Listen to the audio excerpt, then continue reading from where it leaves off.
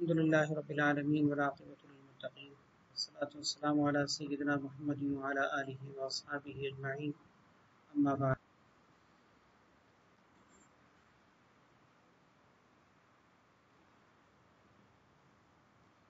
عن أبي هريرة رضي الله تعالى عنه قال قال رسول الله صلى الله عليه وسلم من أدرك ركعة من الصبح قبل أن تطلع الشمس فقد أدرك الصبح. حضرت سیدنا ابو ہریرہ رضی اللہ تعالیٰ عنہ سے مروی ہے، نبی کریم صلی اللہ علیہ وسلم نے ارشاد فرمایا، جس نے صبح کی یعنی فجر کی ایک رکعت کو بھی پا لیا قبل ان تطلع الشمس، سورج کے طلوع ہونے سے پہلے یعنی طلوع آفتاب سے پہلے جس کو فجر کی ایک رکعت بھی مل گئی، فقد ادرک الصبح، تو اس نے صبح کی نماز کو پا لیا، یعنی فجر کی نماز اس کو مل گئی. ومن ادرک رکعۃ من العصر، اور جس نے عصر کی ایک رکعت کو بھی پا لیا قبل ان تغرب الشمس، سورج کے غروب ہونے سے پہلے فقد ادرک العصر، تو اس کو عصر کی نماز مل گئی. متفق علیہ. یہ مشہور حدیث ہے، بخاری اور مسلم کے اندر موجود ہے. اس حدیث کے الفاظ کے ظاہر کو اگر دیکھا جائے تو یہ معلوم ہوتا ہے کہ فجر کی نماز اگر طلوع آفتاب سے پہلے اگر ایک رکعت بھی مل گئی تو اس کا مطلب یہ ہے کہ آپ کو فجر کی نماز مل گئی. یہی حال عصر کا بھی ہے کہ غروب آفتاب سے پہلے اگر آپ کو عصر کی ایک رکعت بھی مل گئی تو اس کا مطلب آپ کو عصر کی نماز مل گئی. اس حدیث کے الفاظ کے ظاہر سے جو معلوم ہوتا ہے، اسی ظاہر پر مدار رکھتے ہوئے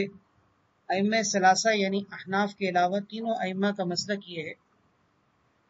کہ فجر اور عصر دونوں نمازوں کا حکم یکساں ہے، کہ اگر کسی کو طلوع آفتاب سے پہلے ایک رکعت مل گئی یا غروب آفتاب سے پہلے اس کو عصر کی ایک رکعت بھی مل گئی اور پھر دوران نماز سورج طلوع ہو گیا فجر کی نماز میں یا سورج غروب ہو گیا عصر کی نماز میں، تو فجر بھی ادا ہو گئی اور عصر بھی ادا ہو گئی. یعنی نہ فجر اس سے ٹوٹی اور نہ عصر کی نماز ٹوٹی. بعد میں نہ فجر کو دہرانا ہوگا نہ عصر کی نماز کو دہرانا ہوگا، فجر اور عصر دونوں ادا ہو جائیں گی. گویا فجر اور عصر کی نماز کو پڑھتے ہوئے درمیان میں اگر سورج کا طلوع ہونا یا غروب ہونا پیش آ جائے تو اس سے فجر اور عصر کی نماز ادا ہو جاتی ہے. اس سے یہ دونوں نمازیں ٹوٹتی نہیں ہیں. حضرات احناف کا مسلک یہ ہے کہ فجر کی نماز کے دوران اگر سورج طلوع ہو جائے تو فجر کی نماز اس سے ٹوٹ جاتی ہے اور بعد میں پھر فجر کی نماز کو دہرانا پڑتا ہے. جبکہ عصر کی نماز کے دوران اگر سورج غروب ہو گیا تو اس سے عصر کی نماز ہو جاتی ہے اور عصر کی نماز اس سے ٹوٹتی نہیں ہے. اس کا سوال یہ پیدا ہوتا ہے کہ حدیث میں تو دونوں نمازوں کے بارے میں یہ کہا گیا ہے کہ اس کو فجر اور عصر کی نماز مل گئی، تو یہ حضرات احناف کا مسلک بظاہر حدیث کے مطابق معلوم نہیں ہوتا. اس لیے اس بات کو ذرا سمجھ لیجئے گا کہ حضرات احناف نے اس میں فجر اور عصر کی نماز میں فرق کیوں رکھا ہے. یہ مسئلہ امتحانی مقام میں سے ہے، اس مسئلے کو اچھی طریقے سے سمجھ لیجئے گا. میں نے عرض کر دیا ہے، مسلک کی تفصیل آپ کے سامنے آ گئی کہ ائمہ ثلاثہ کا مسلک یہ کہ عصر کی نماز بھی ہو جاتی ہے فجر کی نماز بھی ہو جاتی ہے، یعنی درمیان میں سورج طلوع ہو جائے یا غروب ہو جائے تو فجر اور عصر کی نماز پر کوئی فرق نہیں پڑتا. احناف کے نزدیک فجر کی نماز پڑھتے ہوئے سورج طلوع ہو جائے تو آپ کی فجر کی نماز ٹوٹ جائے گی، اور عصر کی نماز کے دوران اگر سورج غروب ہو جائے تو عصر کی نماز ادا ہو جائے گی. اس کو آپ ایک مثال سے سمجھیے. جیسے مثال کے طور پر اگر 5:40 پہ سورج نکل رہا ہے مثال کے طور پر، اور آپ نے 5:38 پہ یا 39 پہ فجر کی نماز شروع کی، ابھی آپ نے ایک رکعت پڑھی تھی کہ درمیان میں فجر کی نماز کا وقت نکل گیا، سورج طلوع ہو گیا، تو آپ کی فجر کی نماز اس صورت میں ختم ہو گئی. اب آپ کو دوبارہ فجر کی نماز کا اعادہ کرنا پڑے گا. لیکن اگر اسی طرح کی صورتحال عصر میں پیش آ جائے تو عصر کی نماز ہو جاتی ہے. غروب آفتاب کی وجہ سے عصر کی نماز ٹوٹتی نہیں ہے. سوال یہ پیدا ہوتا ہے کہ حضرات احناف نے عصر میں اور فجر کی نماز میں یہ فرق کیوں رکھا؟ اس فرق کی وجہ یہ تھی کہ خود فقہا نے اس بات کی صراحت جو ہے وہ کی ہے. چنانچہ شرح وقایہ کے اندر اس کی تفصیل موجود ہے. اسی طرح نور الانوار میں یا اصول شاشی وغیرہ کے اندر بھی آپ نے اصول فقہ کی کتابوں میں اس مسئلے کی تفصیل پڑھی ہوگی کہ بنیادی بات یہ ہے کہ اصل میں نماز کا جو بالکل شروع کرنے سے متصل جو جز ہوتا ہے وہ نماز کا سبب ہوتا ہے. جیسے اگر آپ نے نماز شروع کی تو نماز شروع کرنے سے بالکل متصل جو 1 منٹ پہلے یا آدھا منٹ پہلے جو بالکل متصل ملا ہوا وقت ہے وہ وقت نماز کا سبب ہے. اب اگر نماز کا وہ سبب جو وقت ہے اگر وہ وقت کامل تھا اور نماز آپ کی ناقص طریقے سے ہوئی تو نماز نہیں ہوگی. مثال کے طور پر فجر کی نماز کا پورا وقت کامل ہے کیونکہ فجر کی نماز آپ چاہے اندھیرے میں پڑھیں یا سورج نکلنے سے پہلے پڑھ کر فارغ ہو جائیں تو نماز مکروہ نہیں ہوتی، پورا وقت کامل ہے. لیکن اگر آپ نے نماز کو بالکل آخری وقت میں فجر کی نماز میں شروع کیا اور فجر کی نماز پڑھنی شروع کی تو آپ کی نماز سے متصل جو وقت تھا وہ کامل تھا نا، کیونکہ وقت پورا کامل ہے. اب جب فجر کی نماز شروع ہوئی تو کامل طریقے سے لازم تھی. جب ادا کرنے کے دوران سورج طلوع ہو گیا تو آپ کی نماز ناقص طریقے سے ادا ہوئی. اس سے کیا معلوم ہوا کہ لازم تو کامل طریقے سے ہوئی تھی اور ادائیگی ناقص طریقے سے ہوئی، اس لیے نماز ٹوٹ جاتی ہے. لیکن آپ عصر کی نماز میں اگر یہ تفصیل دیکھیں تو عصر کی نماز میں ایسا نہیں ہے. عصر کی نماز میں یہ ہوتا ہے کہ جیسے ہی سورج پیلا پڑتا ہے نماز کا مکروہ وقت شروع ہو جاتا ہے، جیسا کہ ہم پچھلے سبق میں یہ تفصیل پڑھ چکے ہیں. عصر کی نماز میں سورج کے پیلا پڑ جانے کے بعد مکروہ وقت شروع ہو جاتا ہے. اب جب کسی نے مغرب کی نماز سے بالکل پہلے یعنی غروب آفتاب سے پہلے اگر نماز شروع کی تو وہ وقت کامل نہیں ہے، وہ وقت ناقص ہے. تو جب آپ نے نماز شروع کی تو آپ کے اوپر ناقص طریقے سے لازم ہوئی تھی کیونکہ آپ مکروہ وقت میں پڑھ رہے ہیں. جب آپ نے نماز شروع کی اور عصر کی نماز کے دوران سورج غروب ہو گیا تو آپ کی ناقص طریقے سے ادائیگی ہوئی. لازم بھی ناقص طریقے سے ہوئی تھی، ادا کرنا بھی لازم ناقص طریقے سے ہوا تو نماز نہیں ٹوٹی. یہ قیاس ہے. اس قیاس سے یہ بات معلوم ہوتی ہے کہ فجر کی نماز کے دوران اگر سورج طلوع ہو جائے تو فجر ٹوٹ جائے گی، عصر کی نماز کے دوران سورج غروب ہو جائے تو نماز نہیں ٹوٹے گی. اس میں یہ بات سمجھنے کی ہے کہ ہم نے اس مسئلے میں حدیث کو چھوڑ کر قیاس کی طرف رجوع کیوں کیا ہے. کیونکہ حدیث میں تو بظاہر یہ معلوم ہوتا ہے کہ عصر اور فجر دونوں ہو جائیں گی. ہم نے قیاس کی طرف اس حدیث کو چھوڑ کر کیوں رجوع کیا ہے؟ اس کی وجہ خود حضرات محققین اور علماء نے یہ ذکر کی ہے کہ قیاس کی طرف رجوع کرنے کی وجہ یہ ہے کہ اس مسئلے میں 2 طرح کی حدیثیں ہیں اور دونوں کا آپس میں تعارض ہے. اور اگر آپ کو یاد ہو کہ نور الانوار کے اندر آپ نے سنت کی بحث میں یہ بات پڑھی تھی کہ جب 2 حدیثوں میں تعارض ہو اور دونوں کے درمیان تطبیق کی کوئی صورت ممکن نہ ہو تو اس صورت میں پھر قول صحابی کی طرف یا قول صحابی سے اگر وہ مسئلہ حل نہ ہوتا ہو تو قیاس کی طرف رجوع کیا جاتا ہے. یہاں ایسے ہی ہوا ہے کہ 2 حدیثیں ہیں اس معاملے میں اور دونوں کا آپس میں تعارض ہے. تعارض کی وجہ سے یہاں پہ قیاس کی طرف رجوع کیا گیا ہے. تعارض یہ ہے کہ ایک حدیث سے معلوم ہوتا ہے کہ 3 اوقات ایسے ہیں کہ جن میں اللہ کے نبی صلی اللہ علیہ وسلم نے ہمیں نماز پڑھنے سے منع کیا ہے. ایک عین طلوع آفتاب کے وقت میں، ایک عین زوال آفتاب کے وقت میں اور تیسرا عین غروب آفتاب کے وقت میں. یہ 3 اوقات اللہ کے نبی صلی اللہ علیہ وسلم نے ان میں نماز پڑھنے سے منع کیا ہے. اس حدیث سے معلوم ہوتا ہے کہ ان اوقات مکروہ کے اندر نماز نہیں پڑھی جا سکتی. جبکہ یہ جو حدیث ہے بخاری اور مسلم کی، اس میں کیا کہا جا رہا ہے کہ جس کو طلوع آفتاب سے پہلے فجر کی 1 رکعت مل گئی اس کو فجر کی نماز مل گئی، جس کو غروب آفتاب سے پہلے 1 رکعت بھی عصر کی مل گئی اس کو عصر کی نماز مل گئی. اس حدیث سے تو یہ معلوم ہوتا ہے کہ آپ عصر کی اور فجر کی نماز پڑھ سکتے ہیں. اور دوسری حدیث سے کیا معلوم ہوا کہ 3 اوقات میں آپ نماز نہیں پڑھ سکتے. تو دونوں حدیثوں میں تعارض ہو گیا نا. جب دونوں حدیثوں میں تعارض ہو گیا تو ہم نے اس صورت میں قیاس کی طرف رجوع کیا اور قیاس کا تقاضا وہ ہے کہ عصر کی نماز ہو جائے فجر کی نماز نہ ہو. جیسے کہ میں نے عرض کر دی تفصیل کہ فجر کی نماز کا پورا وقت کامل ہے، آخر میں بھی شروع کریں گے تو آپ نے کامل طریقے سے شروع کی، لیکن جب طلوع کا معاملہ پیش آیا تو آپ کی ناقص طریقے سے ادائیگی ہوئی۔ عصر کی نماز کا پورا وقت کامل نہیں ہے، سورج پیلا پڑ جانے کے بعد ناقص وقت شروع ہو جاتا ہے، لہذا اگر عین غروب آفتاب کے وقت میں آپ نے عصر کی نماز شروع کی اور درمیان میں غروب آفتاب کا وقت آ گیا تو اس صورت میں آپ کی عصر کی نماز اس لیے ٹوٹ جائے گی کیونکہ لازم تو ہوئی تھی نہیں، عصر کی نماز نہیں ٹوٹے گی اس لیے کہ لازم ہوئی تھی ناقص طریقے سے اور ادائیگی بھی ناقص طریقے سے ہوئی۔ یہ بات پوری سمجھ میں آ گئی اچھے طریقے سے؟ اس کو اچھی طرح سے سمجھ لیجئے گا کہ قیاس کی طرف رجوع کرنے کی اس کے اندر وجہ کیا بنی ہے، حدیث کو چھوڑ کر اس میں ہم قیاس کی طرف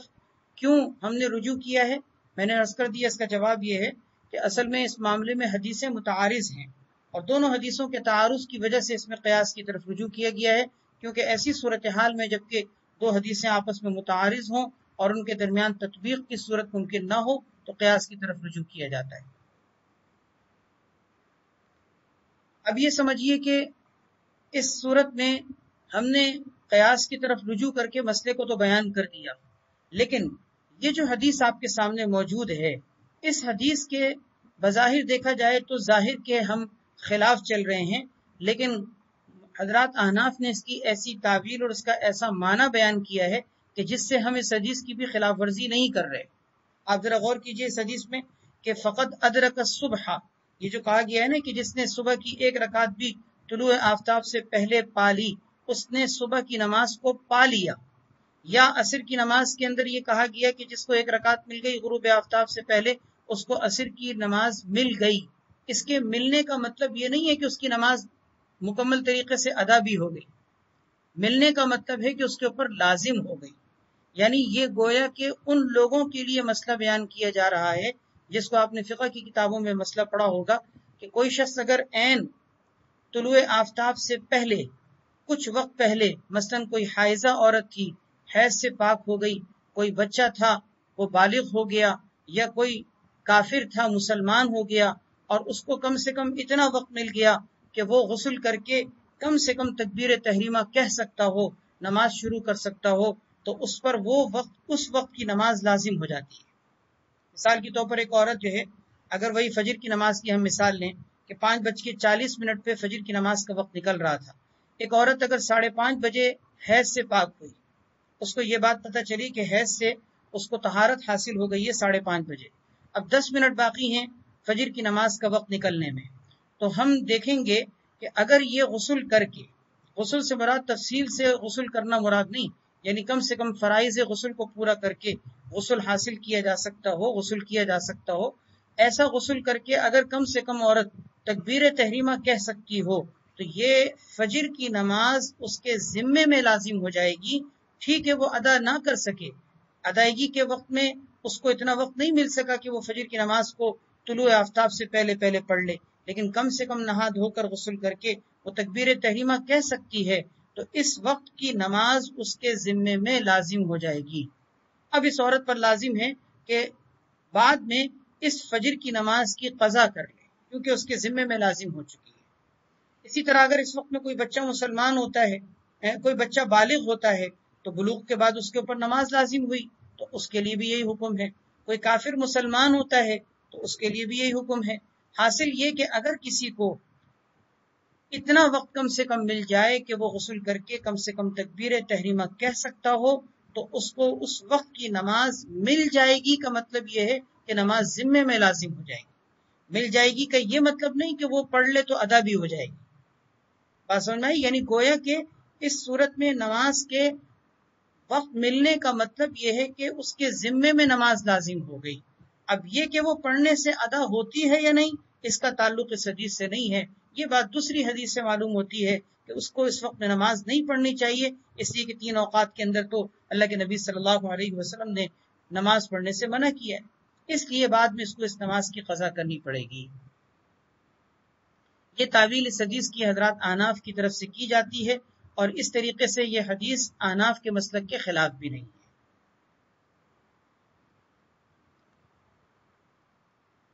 وعنہ قال قال رسول اللہ صلی اللہ علیہ وسلم اذا ادرک احدکم سجدۃ من صلاۃ العصر، یہ بھی اسی سابقہ حدیث کی طرح مضمون اس حدیث کا ہے کہ نبی کریم صلی اللہ علیہ وسلم نے ارشاد فرمایا جب تم میں سے کسی کو عصر کی نماز کا ایک سجدہ بھی مل گیا، سجدے سے مراد یہاں رکعت ہے، سجدہ بول کر احادیث میں بس اوقات پوری نماز پڑھنا مراد لیا جاتا ہے یا ایک رکعت پڑھنا مراد لیا جاتا ہے، یہاں یہی ہوا ہے کہ سجدہ بمعنی رکعت کے ہے۔ اذا ادرک احدکم سجدۃ من صلاۃ العصر، جب تم میں سے کسی کو عصر کی نماز کا ایک سجدہ بھی مل گیا یعنی ایک رکعت بھی مل گئی، قبل ان تغرب الشمس، سورج کے غروب ہونے سے پہلے فلیتم صلاتہ، اس کو چاہیے کہ اپنی نماز کو مکمل کر لے۔ وَإِذَا أَدْرَكَ سَجْدَةً مِّن صَلَاةِ الصُّبْحِ، اور جب کسی کو ایک رکعت بھی صبح کی نماز میں سے مل گئی، قبل ان تطلع الشمس، سورج کے طلوع ہونے سے پہلے، فلیتم صلاتہ، اس کو چاہیے کہ اپنی نماز کو مکمل کر لے۔ وعن انس رضی اللہ تعالی عنہ قال قال رسول اللہ صلی اللہ علیہ وسلم من نسی صلاة او نام عنها،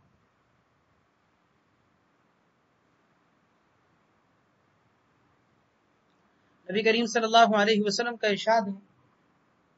من نسی صلاة او نام عنها، جو نماز پڑھنا بھول گیا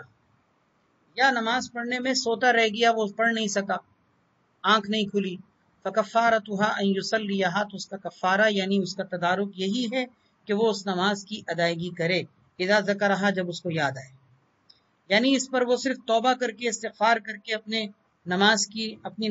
ادائیگی نہیں کر سکتا۔ نماز کی ادائیگی کی شکل اگر ہے تو یہی کہ وہ اس نماز کو قضا کرے، یعنی بعد میں اس کو ادا کرے، اس نماز کو ادا کرنے کا اس کے سوا کوئی کفارہ نہیں۔ اور پھر روایت، ایک اور روایت میں ہے کہ لا کفارۃ لها الا ذالک، اس کے لیے اور کوئی کفارہ نہیں مگر یہی ایک کفارہ ہے کہ وہ نماز کو ادا کرے۔ دیکھیں، نماز اگر کسی کے ذمہ لازم ہو، نماز کوئی نہ پڑھ سکے، وقت نکل گیا ہے، تو اس نماز کا تدارک کیا ہے؟ کیا کوئی شخص اگر بیٹھ کے توبہ کرے کہ یا اللہ مجھے معاف کر دے، تو وہ نماز معاف ہو جاتی ہے؟ ظاہر ہے کہ معاف نہیں ہوتی، اس نماز کو تو قضا کرنا پڑتا ہے۔ اسی سے یہ بات معلوم ہوئی کہ اگر کسی کے ذمے کئی نمازیں قضا ہوں، انسان زندگی میں بلوغت کے بعد کئی نمازیں زندگی کی ترک کر چکا ہو، کئی سال تک، مثال کے طور پر اگر کسی کو اپنی عمر کے 30 سال گزر چکے تھے اور 30ویں سال میں اس کو جا کر خوف خدا حاصل ہوا، فکر آخرت اس کو نصیب ہوئی، اور اب اس کو اس بات کی فکر ہوئی کہ میں نمازیں ادا کروں، تو اب اس کو اپنی نمازیں شروع کرنے کے ساتھ ساتھ اپنی سابقہ بلوغت کے بعد سے لے کے اب تک کی جتنی نمازیں رہ گئی تھیں، وقت کے ساتھ ساتھ رفتہ رفتہ اس کو چاہیے کہ وہ نمازوں کی قضا کرے۔ صرف بیٹھ کر توبہ کر لینے سے اور اللہ تعالیٰ کے سامنے معافی مانگ لینے سے اس کی بلوغت کے بعد سے لے کر جتنی نمازیں رہ گئی تھیں وہ معاف نہیں ہوں گی، جیسے کہ حدیث میں ذکر کیا گیا ہے کہ وفی روایت لا کفارۃ لها الا ذالک، ایک روایت میں ہے کہ اس کے لیے اس کے سوا کوئی کفارہ نہیں، اس کے لیے اس کے سوا کوئی کفارہ نہیں، کہ بس وہ نماز کی قضا ہی کرے گا تو کفارہ ہوگا، اس کے علاوہ کوئی کفارہ نہیں۔ اس حدیث سے جمہور نے یہی استدلال کیا ہے کہ انسان کو اپنی زندگی بھر کی جتنی بھی چھوٹی ہوئی نمازیں ہیں ان کی قضا کرنی چاہیے، صرف معافی مانگ لینے سے معاف نہیں ہوتی۔ ہمارے زمانے کے بعض افراد، بعض مسلک کے طبقے کے افراد یہ کہتے ہیں، جیسے کہ غیر مقلدین وغیرہ، وہ یہ کہتے ہیں کہ نماز جو قضا ہو گئی اور انسان نے کئی سالوں کی نمازیں نہ پڑھی ہوں تو وہ اس پر صرف توبہ اور استغفار کرے گا، وہ قضاء عمری نہیں پڑھے گا۔ قضاء عمری کے حوالے سے ان کا اختلاف ہے، وہ یہ کہتے ہیں قضاء عمری کی کوئی حیثیت نہیں، حالانکہ آپ کے سامنے حدیث موجود ہے اور یہ بخاری اور مسلم دونوں کے اندر متفق علیہ حدیث ہے۔ اس حدیث کے اندر آپ دیکھیے صاف طور پر یہ الفاظ لکھے ہوئے ہیں، فَكَفَّارَتُهَا أَن يُصَلِّيَهَا، اس نماز کا کفارہ اور اس کا تدارک یہی ہے کہ وہ اس نماز کو پڑھے جب اس کو یاد آئے۔ لا کفارۃ لها الا ذالک، اس کے سوا اور کوئی کفارہ نہیں، کہ بس وہ یہی کفارہ ہے، یہی تدارک ہے، اس کی تلافی کی صورت یہی ہے کہ بس وہ نماز کی قضا کرے، صرف معافی مانگ لینے سے معاف نہیں ہوتی۔ وہ یہ کہتے ہیں کہ حدیث میں ذکر کیا گیا کہ جو بھول جائے یا سوتا رہ جائے اس کا کفارہ یہ ہے، اور جو آدمی جان بوجھ کے نمازیں اگر مثال کے طور پر نہیں پڑھ رہا تھا، گناہگار ہے، مثال کے طور پر اپنی زندگی کے 30 سال تک اس نے نماز نہیں پڑھی، تو وہ تو جان بوجھ کے نہیں پڑھ رہا، وہ کوئی بھولا نہیں ہے، وہ کوئی سویا نہیں پڑا رہ گیا، بلکہ وہ جان بوجھ کے نمازوں کو ترک کر رہا ہے، تو وہ یہ کہتے ہیں کہ حدیث میں نسیان اور نوم کی وجہ سے یہ کہا گیا ہے کہ نمازوں کی قضا کرے، جان بوجھ کر چھوڑنے کی صورت میں نہیں کہا گیا۔ لیکن غور کیا جائے تو اس حدیث میں نوم یا نسیان کا جو لفظ ہے یہ قید اتفاقی ہے، یہ کوئی قید اعتراضی نہیں ہے۔ اس کا یہ مطلب نہیں کہ کسی اور وجہ سے اگر نماز رہ گئی تو انسان اس کی قضا نہ کرے، بلکہ یہ تو ایک مثال کے طور پر سمجھایا گیا ہے کہ کہ بعض اوقات ایک انسان نسیان کی وجہ سے نماز ترک کر دیتا ہے یا نوم کی وجہ سے نماز ترک ہو جاتی ہے اور اس کی وجہ سے پھر بعد میں اس کو قضا کرنی پڑے گی، اس کے سوا تلافی کی کوئی صورت نہیں۔ اسی طریقے سے اس میں یہ بھی کہا جا سکتا ہے کہ حدیث میں مومن کی بات کی جا رہی ہے اور مومن کی شان سے یہ بعید ہے کہ وہ جان بوجھ کے نماز کو ترک کرے۔ کوئی مومن کبھی یہ کام نہیں کر سکتا کہ جان بوجھ کے نماز کو ترک کرے۔ نماز اگر اس سے ترک ہوگی تو نسیان کی وجہ سے ہوگی یا نوم کی وجہ سے ہوگی۔ تو یہ بات بطور اتفاقی یا قید اتفاقی کے طور پر ذکر کی گئی ہے، اس کا مطلب کوئی قید اعتراضی نہیں ہے کہ اگر نوم یا نسیان کی وجہ سے نماز قضا نہ ہوئی ہو، کسی اور وجہ سے قضا ہوئی ہو تو اس صورت میں وہ قضا نہیں کرے۔ یہ تو اس حدیث کا ہرگز مفہوم نہیں ہے۔ اسی لیے چاروں ائمہ اور تمام ائمہ مجتہدین فقہاء اس بات پر متفق ہیں کہ نماز بہرحال اس کی قضا کی جائے گی، چاہے کوئی جان بوجھ کے ترک کرے، چاہے نسیان یا نوم کی وجہ سے نماز اس کی ترک ہو رہی ہو۔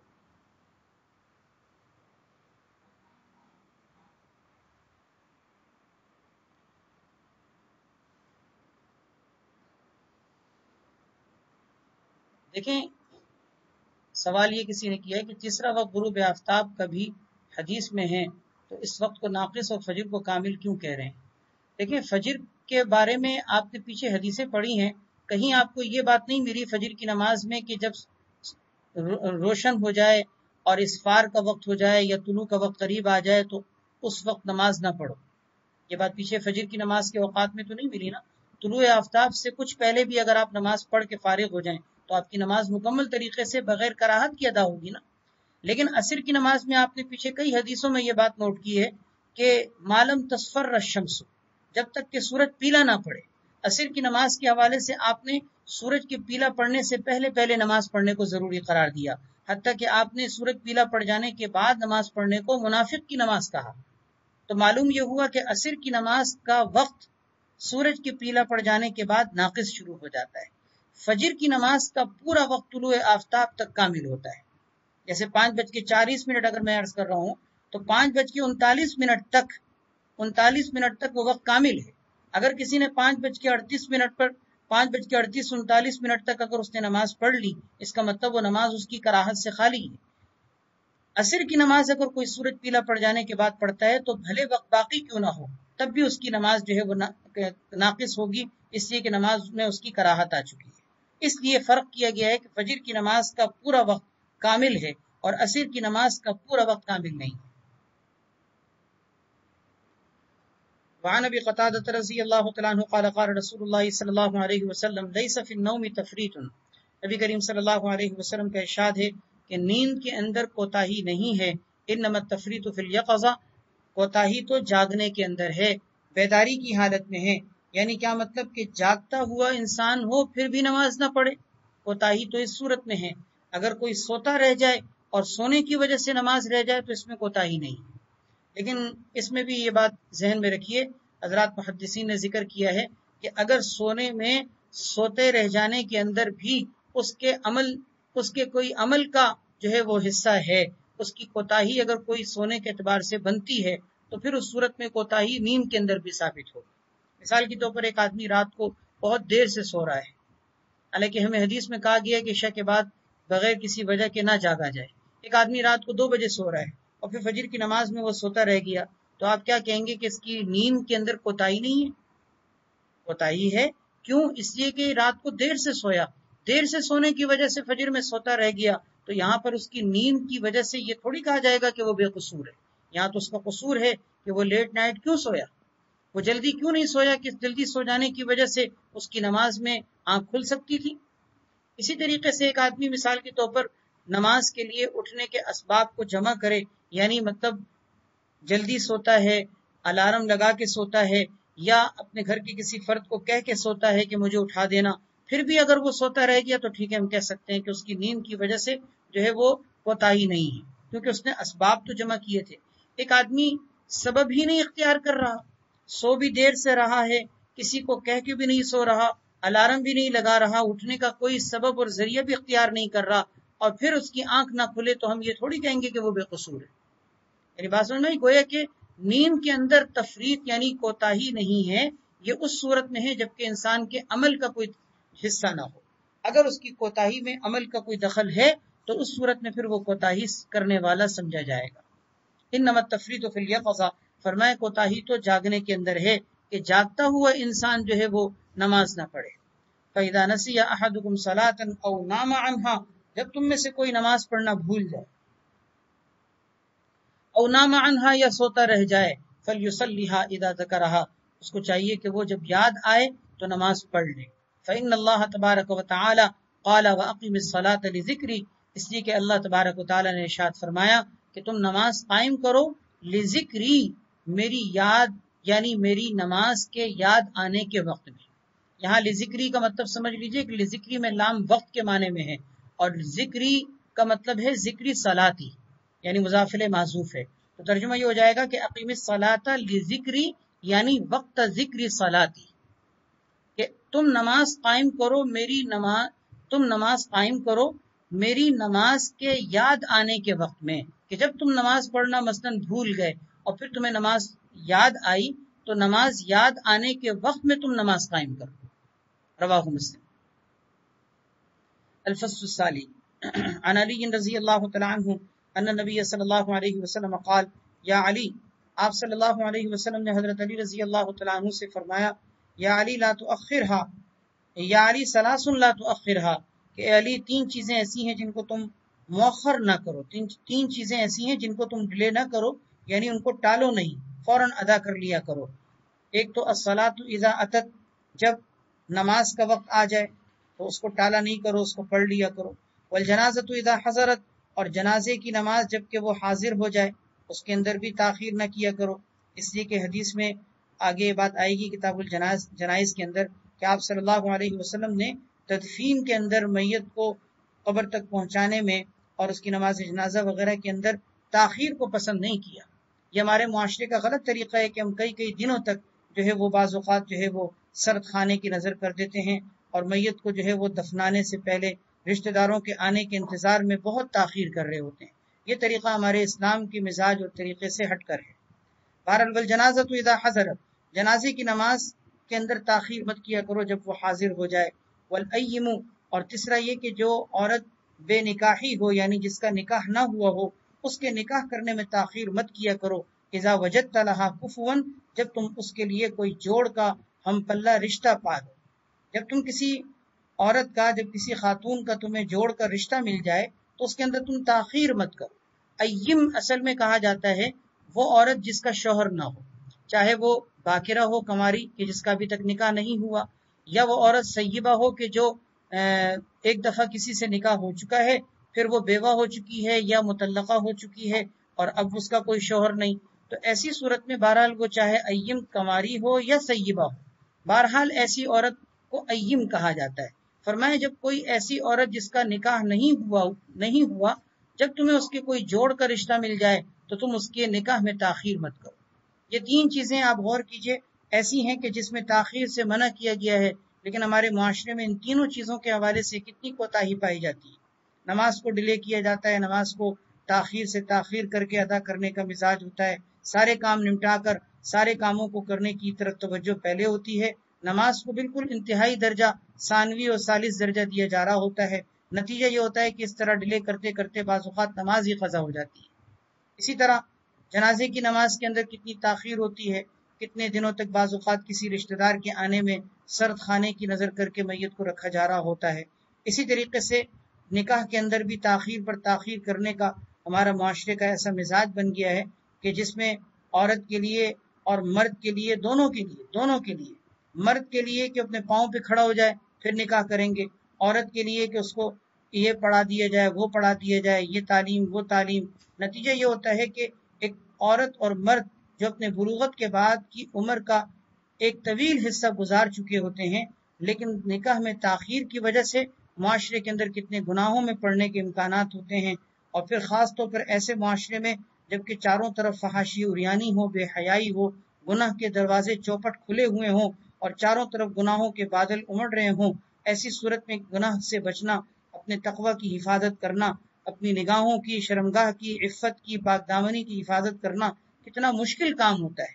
اس لیے بہرحال حدیث کے مطابق ان تینوں کاموں کے اندر تاخیر سے منع کیا گیا. اگرچہ خطاب حضرت علی رضی اللہ تعالیٰ عنہ کو ہے لیکن حضرت علی رضی اللہ تعالیٰ عنہ سے ہی یہ بات کہنا مقصود نہیں، بلکہ اپنی ساری امت کو آپ نے یہ بات ارشاد فرمائی ہے۔ رواہ الترمذی۔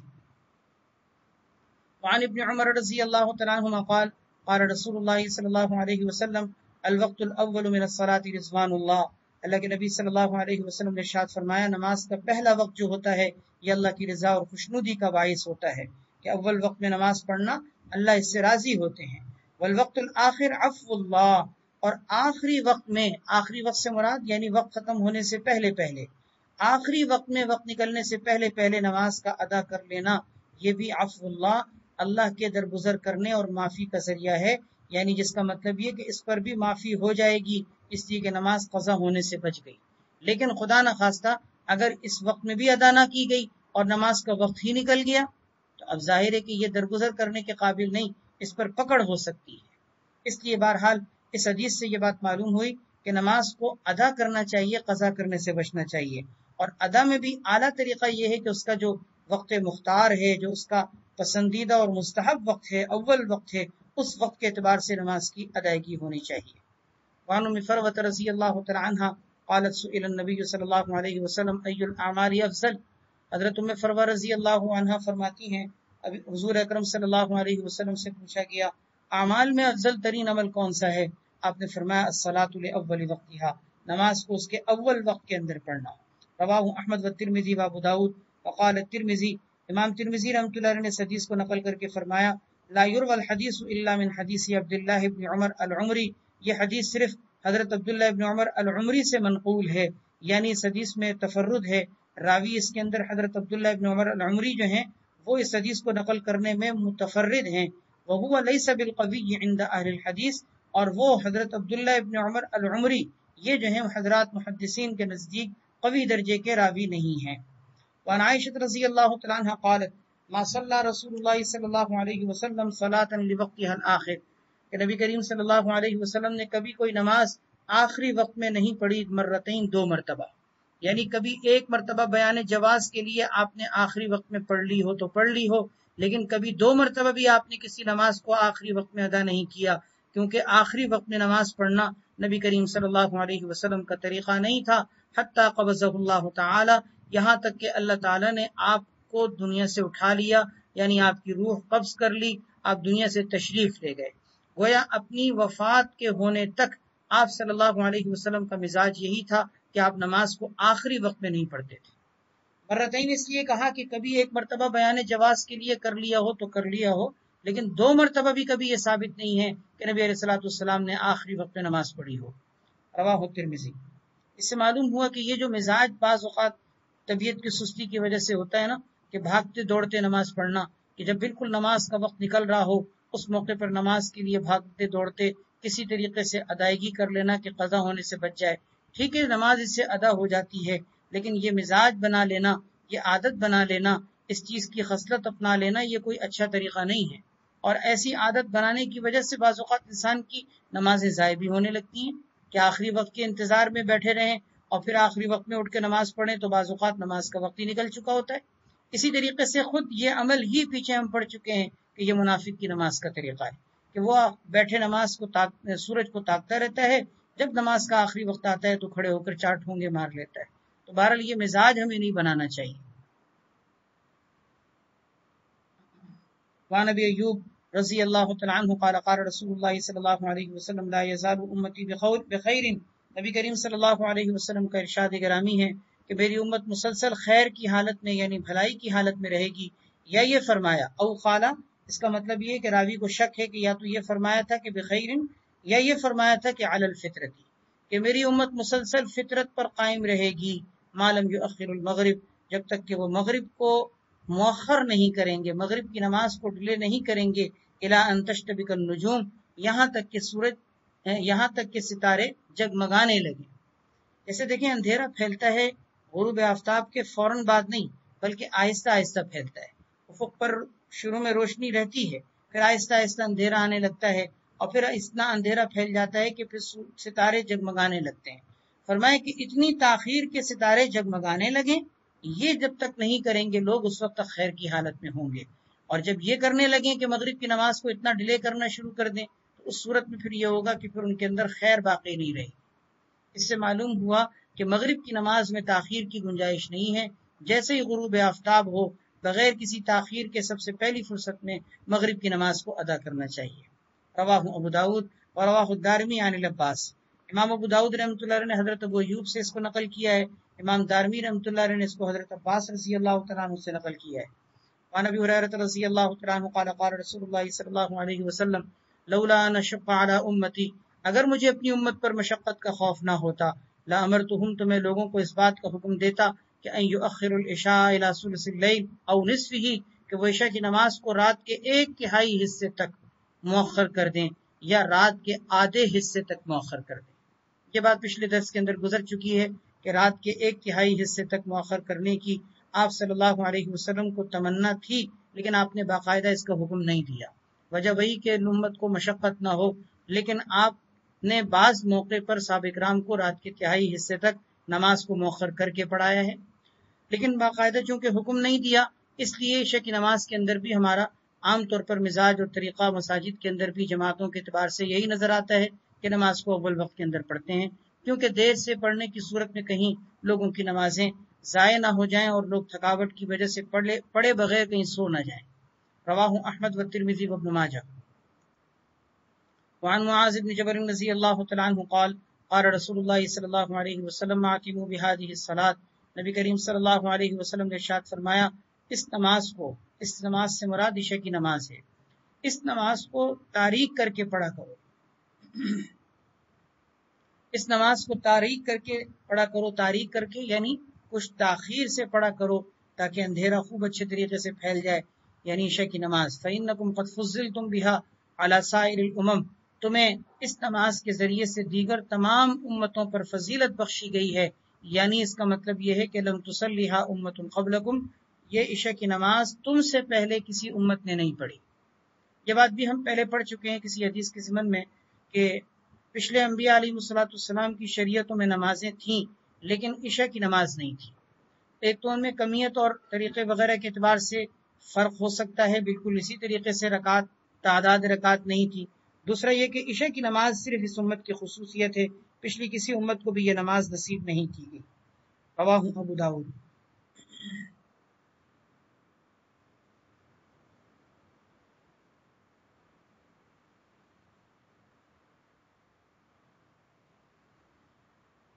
وعن النعمان بن بشیر رضی اللہ تعالیٰ عنہ قال انا اعلم بوقت هذه الصلاة، حضرت نعمان بن بشیر رضی اللہ عنہ فرماتے ہیں کہ میں اس نماز کے وقت کو اچھی طرح جانتا ہوں۔ اس نماز سے مراد آگے صلاۃ العشاء، اسی کی تفسیر ہے کہ انا اعلم بوقت هذه الصلاة، کہ میں اس نماز کے وقت کو اچھے طریقے سے جانتا ہوں، یعنی عشاء کی نماز، عشاء آخرہ کی نماز کے وقت کو۔ عشاء آخرہ عشاء کی نماز کو کہتے ہیں، اس کو عشاء آخرہ اس لیے بھی کہا جاتا ہے کیونکہ عربوں میں مغرب کی نماز کو بھی عشاء کہہ دیا جاتا تھا، تو پہچان کے لیے عشاء کی نماز کو عشاء آخرہ کہتے تھے، یعنی عشاء آخرہ کا مطلب کہ مغرب نہیں بلکہ وہ نماز جو مغرب کے بعد عشاء کی نماز پڑھی جاتی ہے، اس کو عشاء آخرہ بھی کہا گیا ہے۔ تو فرمایا کہ میں اس نماز کے وقت کو یعنی عشاء آخرہ کی نماز کے وقت کو خوب اچھے طریقے سے جانتا ہوں، کیونکہ نبی کریم صلی اللہ علیہ وسلم یصلیھا، اس عشاء کی نماز کو پڑھا کرتے تھے لسقوط القمر لثالثۃ، چاند کے تیسری تاریخ کے گرنے کے وقت میں۔ سقوط گرنے کو کہتے ہیں، مراد یہاں غائب ہونا ہے، کہ چاند جب تیسری تاریخ کا ہو تو اس کے غائب ہونے کا جو وقت ہے وہ وقت آپ صلی اللہ علیہ وسلم کا عشاء کی نماز پڑھنے کا وقت تھا۔ لیکن شروع کی تاریخوں میں، بلکہ پہلی تاریخ میں چاند نظر آنے کے بعد جلدی غائب ہو جاتا ہے، دوسری تاریخ میں کچھ اور تاخیر کے ساتھ غائب ہوتا ہے، تیسری تاریخ میں کچھ اور تاخیر کے ساتھ غائب ہوتا ہے۔ تو تیسری تاریخ کا چاند جب غائب ہوتا ہے اس وقت میں آپ عشاء کی نماز پڑھا کرتے تھے، اور یہ صحابی جو فرما رہے ہیں وقت، یہ وقت گویا کہ تاخیر پر دلالت کر رہا ہے، کیونکہ تیسری تاریخ کا وقت، تیسری تاریخ کا جو دن ہے اس میں چاند کچھ تاخیر کے ساتھ غائب ہوتا ہے۔ رواہ ابو داؤد و الدارمی۔ وعن رافع بن خدیج رضی اللہ تعالیٰ عنہ قال قال رسول اللہ صلی اللہ علیہ وسلم اسفروا بالفجر فإنه اعظم للأجر، نبی کریم صلی اللہ علیہ وسلم کا ارشاد ہے فجر کو اچھے طریقے سے روشن کر کے پڑھا کرو، فإنه اعظم للأجر، کیونکہ یہ اجر و ثواب کے عظیم ہونے کا باعث ہے، اس سے اجر و ثواب بڑھ جاتا ہے۔ یہ بات پیچھے گزر چکی ہے نمازوں کے مستحب اوقات کی تفصیل میں کہ امام ابو حنیفہ رحمۃ اللہ علیہ نے فجر کی نماز میں اسفار کو افضل قرار دیا ہے۔ دلیل یہی حدیث ہے جو ترمذی اور ابو داؤد وغیرہ کے اندر منقول ہے، اس میں آپ صلی اللہ علیہ وسلم نے فجر کو روشن کر کے پڑھنے کا حکم دیا ہے، اور صرف یہی نہیں کہ حکم دیا بلکہ اس کی فضیلت بھی آپ نے ذکر کی کہ اس کا اجر و ثواب بڑھ جاتا ہے، اور ظاہری طور پر اس کے اجر و ثواب کے بڑھنے کی وجہ یہ ذکر کی گئی ہے کہ ایک تو اس میں نماز کا انتظار کرنا اس کی عبادت بھی پائی جاتی ہے، دوسرا اس کے اندر تکثیر جماعت کا فائدہ بھی حاصل ہوتا ہے کیونکہ لوگ جماعت کے اندر زیادہ مقدار میں اس کی وجہ سے شریک ہوتے ہیں، اس لیے فجر کی نماز میں اسفار کو احناف نے افضل قرار دیا ہے۔ دیگر ائمہ یہ فرماتے ہیں کہ فجر کی نماز میں جو ہے تغلیظ افضل ہے، یعنی تاریکی میں پڑھنا۔ دلیل میں وہ اس حدیث کو پیش کرتے ہیں جو پیچھے گزر چکی ہے کہ نبی علیہ الصلوۃ والسلام تاریکی میں نماز پڑھا کرتے تھے۔ رواہ الترمذی و ابو داؤد والدارمی وليس عند النسائی فإنه اعظم للأجر۔ امام نسائی نے بھی اس حدیث کو نقل کیا ہے لیکن اس میں فإنه اعظم للأجر کے الفاظ نہیں ہیں۔ الفصل الثالث وعن رافع بن خدیج رضی اللہ تعالیٰ عنہ قال كنا نصلي العصر مع رسول اللہ صلی اللہ علیہ وسلم، ہم لوگ نبی کریم صلی اللہ علیہ وسلم کے ساتھ عصر کی نماز ادا کیا کرتے تھے۔ ثم تنحر الجزور، اس کے بعد پھر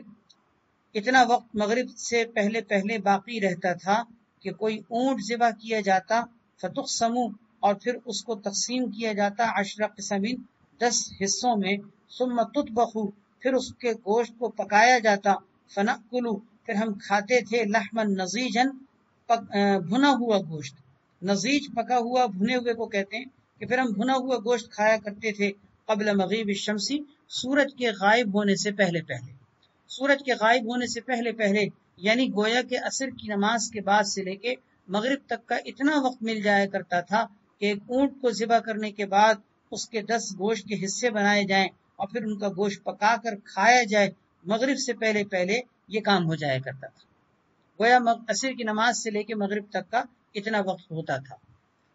اسی کی تفصیل ہم پیچھے حدیث میں یہ بھی پڑھ چکے ہیں کہ تقریباً 4 میل کا سفر طے کر کے کوئی مدینہ منورہ کے کنارے تک پہنچ جایا کرتا تھا اپنے گھر میں، اور اس وقت تک سورج بلند ہوتا تھا۔ تو حاصل یہ کہ عصر کی نماز کو آپ کوئی زیادہ تاخیر کے ساتھ نہیں پڑھا کرتے تھے۔ وعن عبداللہ بن عمر رضی اللہ تعالیٰ عنہ قال مکثنا ذات لیلۃ، حضرت عبداللہ بن عمر رضی اللہ عنہ فرماتے ہیں کہ ہم ایک رات ٹھہرے رہے، ننتظر رسول اللہ صلی اللہ علیہ وسلم، آپ صلی اللہ علیہ وسلم کا انتظار کر رہے تھے عشاء کی نماز، عشاء آخرہ کی نماز پڑھنے کے لیے، یعنی ہم سب مسجد میں بیٹھے انتظار کر رہے تھے عشاء کی نماز کے لیے کہ آپ حجرے سے نکلیں گے اور ہمیں آ کر عشاء کی نماز پڑھائیں گے، لیکن آپ حجرے سے نہیں نکلے۔ فخرج الینا، آپ ہمارے پاس نکل کر اس وقت تشریف لائے حجرے سے نکل کر، حین ذهب ثلث اللیل او بعدہ، جبکہ رات کا 1/3 حصہ یا اس کے بھی بعد آپ جو ہے وہ تشریف لائے، رات کا 1/3 حصہ جا چکا تھا، او بعدہ، یا اس کے بھی بعد آپ تشریف لائے، گویا کہ آپ تاخیر کے ساتھ باہر تشریف لائے، ہم سب مسجد میں بیٹھے انتظار کر رہے تھے اور آپ اتنی تاخیر کے ساتھ آئے کہ رات کا 1/3 حصہ گزر چکا تھا یا اس کے بھی بعد۔ فلا ندری، ہمیں نہیں پتا کہ آپ تاخیر سے کیوں نکلے تھے، فلا ندری، ہمیں نہیں پتا، اشیء شغلہ فی اہلہ، کہ کیا کسی چیز نے آپ کو اپنے اہل کے بارے میں مشغول کر رکھا تھا، او غیر ذالک، یا اس کے علاوہ کوئی اور بات تھی۔ فقال حین خرج، جب نکلے آپ نے تو آپ نے ارشاد فرمایا، انکم لتنتظرون صلاۃ، تم لوگ ایک ایسی نماز کے انتظار میں بیٹھے ہو، ما ینتظرها اہل دین غیرکم، کہ ما ینتظرها اہل دین، کہ کوئی اہل دین یعنی اور کوئی دین والے اس نماز کے انتظار میں نہیں بیٹھے، غیرکم، جو تمہارے علاوہ ہیں، یعنی تمہارے علاوہ کوئی اور دین کے ماننے والے اس نماز کے انتظار میں نہیں بیٹھے، تم لوگ ہی اس نماز کے انتظار میں بیٹھے ہو۔ ولولا ان يثقل على امتی، اگر مجھے اپنی امت پر ثقل یعنی بوجھ کا خوف نہ ہوتا، ثقل بوجھ کو کہتے ہیں، اگر مجھے اس بات کا خوف نہ ہوتا کہ میری امت پر یہ بات بوجھل ہو جائے گی، بارے گراں بن جائے گی، لصلیت بہم هذه الساعة، تو میں اپنی امت کو اس وقت میں نماز پڑھنے کا حکم دے دیتا۔ ثم امر المؤذن، پھر آپ نے مؤذن کو حکم دیا، فاقام الصلاۃ، اس نے نماز کی اقامت کہی وصلی اور آپ نے نماز پڑھائی. رواہ مسلم. حضرت جابر بن سمرہ رضی اللہ تعالیٰ عنہ سے مروی ہے کہ نبی کریم صلی اللہ علیہ وسلم یصلی الصلوات نمازیں ادا کیا کرتے تھے نحو من صلاتکم تمہاری نماز کی طرح. نحون یہ طرح کے معنی میں ہے، مثل کے معنی میں ہے. نحو من صلاتکم تمہاری ہی نمازوں کی طرح سے نماز آپ صلی اللہ علیہ وسلم ادا کرتے تھے. وکانا یؤخر العتمہ اور آپ صلی اللہ علیہ وسلم عشاء کی نماز کو کچھ تاخیر کر کے پڑھتے تھے. بعد صلاتکم شیئا یعنی تمہاری نماز پڑھنے کے اوقات سے کچھ زیادہ. یعنی تم لوگ عشاء کی نماز جس وقت میں پڑھتے ہو آپ صلی اللہ علیہ وسلم کی عشاء کی نماز اس سے بھی کچھ زیادہ تاخیر کے ساتھ ہوا کرتی تھی. وکانا یخفف الصلاۃ اور نبی کریم صلی اللہ علیہ وسلم نماز میں تخفیف کیا کرتے تھے، یعنی جماعت کے اندر آپ ہلکی نماز پڑھایا کرتے تھے، لمبی نماز نہیں پڑھایا کرتے تھے، کیونکہ جماعت کے ساتھ نماز پڑھنے میں آپ صلی اللہ علیہ وسلم اپنے مقتدیوں کا خیال رکھتے تھے کہ کسی کو لمبی نماز پڑھنے کی وجہ سے کوئی تنگی نہ ہو، کوئی کام نہ ہو جس کی وجہ سے اس کو جانے میں تکلیف ہو رہی ہو. بہرحال جماعت کی نماز کے بارے میں مستقل آگے جو ہے کتاب الصلاۃ میں باب آئے گا، اس میں آپ صلی اللہ علیہ وسلم نے واضح طور پر اس بات کی تعلیم دی ہے کہ جب تم میں سے کوئی امام بن کر نماز پڑھائے تو اس کو چاہیے کہ اپنے مقتدیوں پر ہلکی نماز پڑھائے، تاکہ ایسا نہ ہو کہ اس میں کوئی بیمار ہیں، کوئی ضعیف ہیں، کوئی بڑی عمر کے ہیں تو ان کو کوئی تکلیف نہ ہو.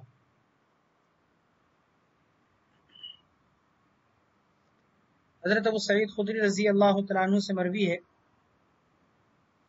فرماتے ہیں کہ صلینا ہم نے نماز پڑھی نبی کریم صلی اللہ علیہ وسلم کے ساتھ عشاء کی نماز، صلاۃ العتمہ عشاء کی نماز. عتمہ اصل میں نا تاریکی کو کہتے ہیں، تاریکی کو، اور صلاۃ عتمہ عشاء کی نماز کو کہا جاتا ہے اس لیے کہ یہ تاریکی میں پڑھی جاتی ہے. فلم یخرج آپ صلی اللہ علیہ وسلم ہمارے پاس نکل کر تشریف نہیں لائے حتی مضى نحو من شطر اللیل یہاں تک کہ رات کا ایک حصہ گزر چکا تھا. شطر بمانا حصے کو بھی کہتے ہیں، شطر بمانا نصف کو بھی کہا جاتا ہے. تو اس کا مطلب یہ کہ رات کا تقریباً آدھے حصے کے برابر وقت گزر چکا تھا. فقال آپ نے فرمایا خذوا مقاعدکم تم لوگ اپنی اپنی جگہوں پر بیٹھے رہو. فاخذنا مقاعدنا ہم اپنی اپنی جگہوں کو ہم نے پکڑ لیا، یعنی ہم بیٹھے رہے. مقاعد اصل میں نا مقعد کی جمع ہے، مقعد کہتے ہیں بیٹھنے کی جگہ کو. تو فرمایا خذوا مقاعدکم کہ تم لوگ اپنے بیٹھنے کی جگہوں کو پکڑے رہو. پکڑے رہو کا مطلب اپنی جگہ پر بیٹھے رہو. فاخذنا مقاعدنا ہم اپنی جگہوں پر بیٹھے رہے. فقال پھر آپ نے فرمایا ان الناس قد صلوا ان الناس قد صلوا لوگ تو نماز پڑھ کے فارغ ہو چکے ہیں. واخذوا مضاجعهم اور اپنے بستروں کو بھی پکڑ چکے ہیں، یعنی اپنے بستروں پہ جا چکے ہیں. یا آپ نے مدینہ منورہ مسجد نبوی سے ہٹ کر دوسرے لوگوں کے بارے میں فرمایا کہ اور بھی جو مساجد تھیں ان مساجد میں تو نماز ہو چکی ہے، لوگ نماز پڑھ کے اپنے بستروں پہ جا بھی چکے ہیں. وَإِنَّكُمْ لَن تَزَالُوا فِي صَلَاةٍ اور تم لوگ مسلسل نماز کے انتظار میں بیٹھے ہو. مَنْتَظَرْتُمُ الصَّلَاةَ تم لوگ مسلسل نماز کی حالت میں ہو. فی صلاۃ بمانا فی حالت الصلاۃ. انکم لن تزالوا فی صلاۃ کہ تم لوگ مسلسل نماز کی حالت میں ہو. منتظرتم الصلاۃ جب تک کہ تم نماز کا تم نے انتظار کیا، یعنی گویا کہ جتنی دیر تک تم نے نماز کے لیے بیٹھ کر انتظار کیا ہے اتنی دیر تک تم نماز کی حالت ہی میں تھے اور تمہیں نماز کا مسلسل اجر مل رہا تھا. ولولا ضعف الضعیف وسقم السقیم اگر کسی کمزور کی کمزوری یا بیمار کی بیماری کا خوف نہ ہوتا لاخرت هذه الصلاۃ الى شطر اللیل تو میں اس نماز کو رات کے آدھے حصے تک مؤخر کر دیتا. رواہ ابو داؤد والنسائی. وعن ام سلمۃ رضی اللہ تعالی عنہا قالت كان رسول اللہ صلی اللہ علیہ وسلم اشد تعجیلا للظہر منکم نبی کریم صلی اللہ علیہ وسلم ظہر کی نماز کو تمہارے مقابلے میں زیادہ جلدی ادا کرنے والے تھے. تعجیل جلدی کرنے کو کہتے ہیں، اشد زیادہ سخت کو کہا جاتا ہے. یہاں اس کا مطلب ہے زیادہ شدت یعنی زیادہ کثرت. نبی کریم صلی اللہ علیہ وسلم ظہر کی نماز کو زیادہ جلدی ادا کرنے والے تھے. منکم ای بمقابلتکم یہ من مقابلہ کے معنی میں ہے. من کے معنی میں سے آپ نے معنی پڑھا ہوگا، من کا ایک معنی تبعیض کے بھی آتے ہیں، من کا ایک معنی مقابلہ کے بھی آتے ہیں. یہاں مقابلہ کا معنی ہے، یعنی منکم ای بمقابلتکم نبی کریم صلی اللہ علیہ وسلم ظہر کی نماز تمہارے مقابلے میں زیادہ جلدی پڑھنے والے تھے کہ تم جتنی ظہر جس وقت میں پڑھتے ہو آپ صلی اللہ علیہ وسلم کی ظہر اس سے زیادہ جلدی ہوتی تھی. وَأَنْتُمْ أَشَدُّ تَعْجِيلًا لِلْعَصْرِ مِنْهُ، اور تم لوگ عصر کی نماز کو زیادہ جلدی پڑھنے والے ہو منہ، حضور صلی اللہ علیہ وسلم کے مقابلے میں، یعنی تم عصر جلدی پڑھ لیتے ہو، حالانکہ عصر کی نماز آپ صلی اللہ علیہ وسلم تاخیر سے پڑھا کرتے تھے۔ یہ وہ حدیث ہے جس سے حضرات احناف نے یہ مسلک اختیار کیا ہے کہ عصر کی نماز میں قدر تاخیر کرنا پسند ہے، کیونکہ اس سے ایک تو انتظار صلاۃ کا فائدہ بھی حاصل ہوتا ہے، دوسرا عصر کی نماز کے بعد نفل پڑھنا چونکہ ممنوع ہے تو کچھ تاخیر کی وجہ سے نوافل کا موقع بھی مل جائے گا، اس لیے عصر کی نماز کو قدر تاخیر کے ساتھ ادا کرنا احناف کے نزدیک پسندیدہ ہے۔ دلیل یہ حدیث ہے۔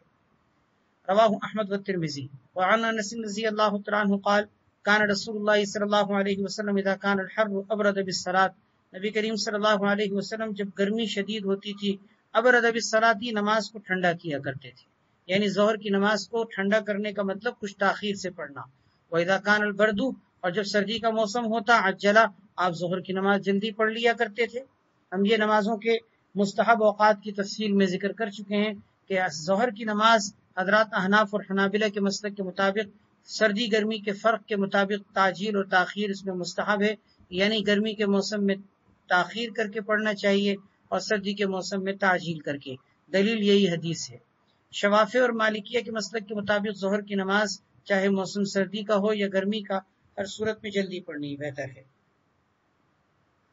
حضرت عبادہ بن صامت رضی اللہ تعالیٰ عنہ سے مروی ہے کہ مجھ سے اللہ کے رسول صلی اللہ علیہ وسلم نے ارشاد فرمایا، انہا ستکون علیکم بعدی امراء،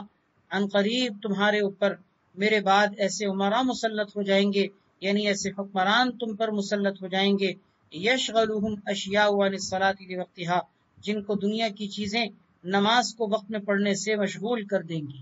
یعنی وہ دنیا کے کاموں اور دھندوں میں ایسے لگیں گے کہ ان کو نماز بھی اپنے وقت میں پڑھنے کا موقع نہیں مل رہا ہوگا، حتی یذهب وقتها، یہاں تک کہ نماز کا وقت ہی جاتا چلا جائے گا۔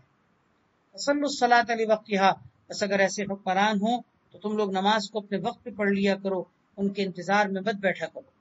فقال رجل، ایک شخص نے پوچھا، یا رسول اللہ اصلی معہم، یا رسول اللہ کیا پھر ہم ان کے ساتھ بھی نماز پڑھوں، میں ان کے ساتھ بھی نماز پڑھوں؟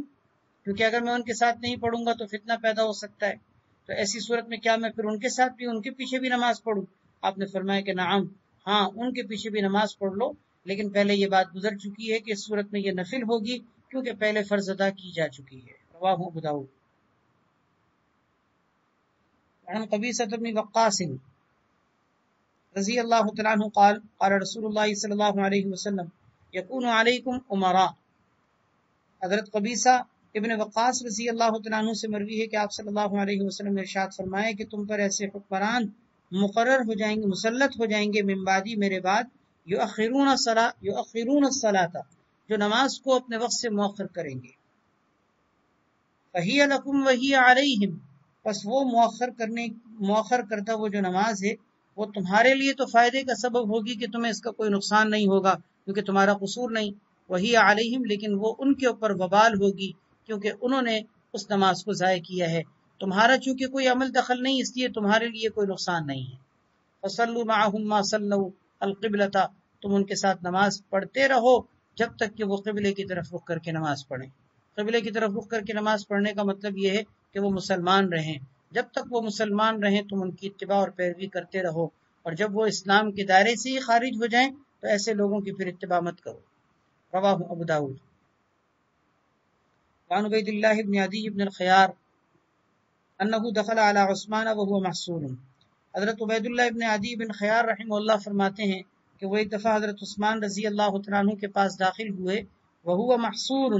حضرت عثمان رضی اللہ تعالیٰ عنہ محصور تھے، یعنی اپنے گھر کے اندر نظر بند تھے۔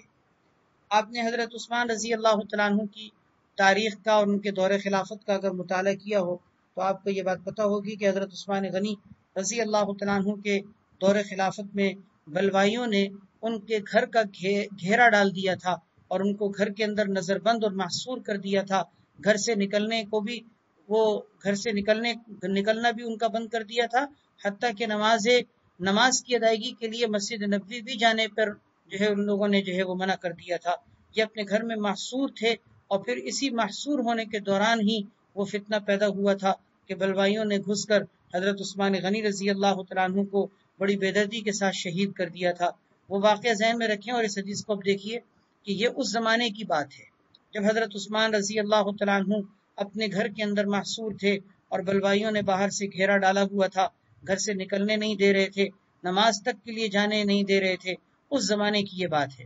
حضرت عبید اللہ بن عدی بن خیار کہتے ہیں کہ وہ ایک دفعہ حضرت عثمان رضی اللہ تعالیٰ عنہ کے پاس داخل ہوئے ان کے گھر میں، وہو محصور، جبکہ وہ اپنے گھر میں نظر بند تھے۔ فقال، اور ان سے جا کر حضرت عبید اللہ بن عدی رحمہ اللہ نے پوچھا کہ انکا امام عامۃ، آپ تو عام لوگوں کے امام ہیں، یعنی امام عامہ کا مطلب ہے کہ آپ تو عام مومنین کے امام ہیں، امیر المومنین ہیں، خلیفہ ہیں۔ ونزل بک ما تری، اور آپ کے اوپر ایسی مصیبت اتری ہے جو آپ اپنی آنکھوں سے دیکھ رہے ہیں۔ ویصلی لنا امام فتنۃ، اور ادھر مسجد نبوی میں ہمیں فتنے کا امام نماز پڑھا رہا ہے، یعنی آپ کو گھر کے اندر نظر بند کر دیا اور ہمارا امام نماز کا فتنے کا امام ہے جو ہمیں نماز پڑھا رہا ہے۔ ونتحرج، ہم تو اس کے پیچھے نماز پڑھنے میں حرج محسوس کرتے ہیں، ہم بھلا آپ کے پیچھے، ہم آپ کو چھوڑ کر اس کے پیچھے کیسے نماز گوارا کر سکتے ہیں، تو ہمیں تو بڑی تکلیف ہو رہی ہے، میں حرج ہے۔ فقال، حضرت عثمان غنی رضی اللہ تعالیٰ عنہ نے فرمایا، الصلاۃ احسن ما یعمل الناس، نماز وہ بہترین کام ہے جو لوگ سر انجام دیتے ہیں۔ فاذا احسن الناس فاحسن معهم، جب لوگ اچھے طریقے سے نماز ادا کر رہے ہوں، فاحسن معهم، تو تم بھی ان کے ساتھ اچھا کام کرتے رہو، لوگ جب اچھے طریقے سے چلیں تم بھی اچھے طریقے سے ان کے پیچھے چلتے رہو۔ وَإِذَا أَسَاءُوا، اور جب لوگ برا کرنے لگیں، فَاجْتَنِبْ إِسَاءَتَهُمْ، تو تم ان کی برائیوں سے بچو۔ حضرت عثمان غنی رضی اللہ تعالیٰ عنہ نے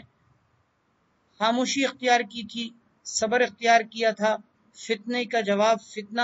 فتنے سے دینے کے بجائے انہوں نے صبر کرتے ہوئے اللہ کی ذات پر توکل و بھروسہ کیا تھا، اور وہ یہ سمجھتے تھے کہ اس طریقے سے ان کا مقابلہ کرنے کی صورت میں فتنوں کے اور زیادہ دروازے کھلیں گے، تو یہ صبر کے ساتھ وہ اپنے ان ایام کو گزار رہے تھے۔ اور اس موقع پر بہت سے لوگوں نے آ کر ان سے کہا تھا کہ آپ نکلیے، ان کے خلاف جو ہے وہ جو خروج کرنے والے ہیں ان کے خلاف تلوار اٹھائیے، ہم آپ کا ساتھ دیں گے۔ لیکن حضرت عثمان غنی رضی اللہ تعالیٰ عنہ نے حضور اکرم صلی اللہ علیہ وسلم کی وصیت یاد دلائی کہ مجھے حضور اکرم صلی اللہ علیہ وسلم نے میرے دور خلافت کے اندر ان ایام کے پیش آنے کی آپ نے پیشن گوئی فرمائی تھی، اور ساتھ میں مجھے صبر کی تلقین کی تھی، لہذا میں صبر سے کام لوں گا، میں ان کے خلاف تلوار نہیں اٹھاؤں۔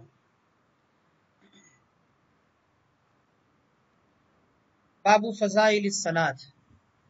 یہ نماز کے فضائل کا باب ہے، اس کے اندر نماز کی فضیلتیں ذکر کی جائیں گی۔ نماز کی فضیلتیں بہت سی ہیں، یہاں اس باب کے اندر کوئی ساری فضیلتیں ذکر نہیں کر دی گئیں، ورنہ دوسرے حدیث کی دوسری کتابوں کے اندر نماز کی فضیلتوں پر مشتمل اور بھی طویل ابواب موجود ہیں، اور کثرت سے اس باب کے اندر حدیثیں ہیں۔ اس موضوع پر اگر حدیثوں کو جمع کیا جائے نماز کے فضائل پر مشتمل، تو باقاعدہ اس موضوع پر الگ سے مستقل کتاب بن سکتی ہے، اتنی کثرت سے نماز کے فضائل ذکر کیے گئے ہیں۔ پھر نماز کے فضائل دو طرح کے ہیں، کچھ عمومی کچھ خصوصی۔ عمومی فضائل کا مطلب کہ جس میں نماز کی فضیلت ہے، رکوع کی فضیلت ہے، سجدے کی فضیلت ہے، یعنی گویا کہ عمومی طور پر وہ نماز کے فضائل اس میں ذکر کیے گئے ہیں، کسی مخصوص نماز کے حوالے سے نہیں، وہ نماز کے عمومی فضائل کہلاتے ہیں۔ دوسرے خصوصی فضائل کہلاتے ہیں، وہ خصوصی فضائل ایسے ہیں کہ جن میں کسی مخصوص نماز کی فضیلت ہے، مثلا فجر کی نماز کی الگ سے فضیلت، ظہر کی الگ، مغرب کی الگ، عشاء کی الگ، اسی طرح ہر نماز کی الگ الگ فضیلت بھی ثابت ہے۔ پھر پانچوں نمازوں سے ہٹ کر تہجد کی نماز کی فضیلت بھی الگ سے موجود ہے، اشراق کی، اوابین کی، چاشت کی، صلاۃ التسبیح کی، صلاۃ الشکر کی، مختلف الگ الگ نمازوں کے عنوان سے بھی فضائل پر مشتمل حدیثیں ہیں۔ تو میں اسی لیے عرض کر رہا ہوں کہ عمومی اور خصوصی فضائل کثرت سے احادیث میں نماز کے حوالے سے ذکر کیے گئے ہیں، جن حدیثوں کو اگر جمع کیا جائے تو مستقل اس موضوع پر جو ہے وہ اتنا مواد ہے کہ باقاعدہ کتاب تیار ہو سکتی ہے، اتنی کثرت سے احادیث میں نماز کے فضائل ذکر کیے گئے ہیں۔ یہاں عمومی اور خصوصی فضائل سے ہٹ کر مشترکہ طور پر کچھ فضائل، جس میں بعض مخصوص نمازوں کے بھی فضائل ہیں اور بعض مستقل جو ہے وہ الگ سے بھی جو ہے وہ عمومی درجے کے فضائل ذکر کیے گئے ہیں۔ کتاب الصلاۃ کے شروع میں جو پہلا باب گزرا تھا جس میں نماز کی اہمیت ذکر کی گئی تھی، اس میں بھی نماز کے کئی فضائل گزر چکے ہیں، وہ بھی فضائل کی احادیث کو ذہن میں رکھیے اور اب اس باب کو ملاحظہ فرمائیے۔ الفصل الاول، عن عمارة بن رويبة رضی اللہ تعالیٰ عنہ قال سمعت رسول اللہ صلی اللہ علیہ وسلم لن یلج النار احد صلی قبل طلوع الشمس وقبل غروبها۔ نبی کریم صلی اللہ علیہ وسلم کا ارشاد ہے، حضرت عمارہ فرماتے ہیں کہ میں نے اللہ کے رسول صلی اللہ علیہ وسلم کو فرماتے ہوئے سنا، لن یلج النار احد، جہنم میں ہرگز داخل نہیں ہوگا، ولج یلج گھسنا، داخل ہونا، لن یدخل کے معنی میں ہے، جہنم کی آگ میں داخل ہرگز نہیں ہوگا وہ شخص جو فجر کی سورج کے طلوع ہونے سے پہلے نماز پڑھے یعنی فجر کی، وقبل غروبها، اور جو سورج کے غروب ہونے سے پہلے نماز پڑھے یعنی عصر کی۔ گویا اس حدیث کے اندر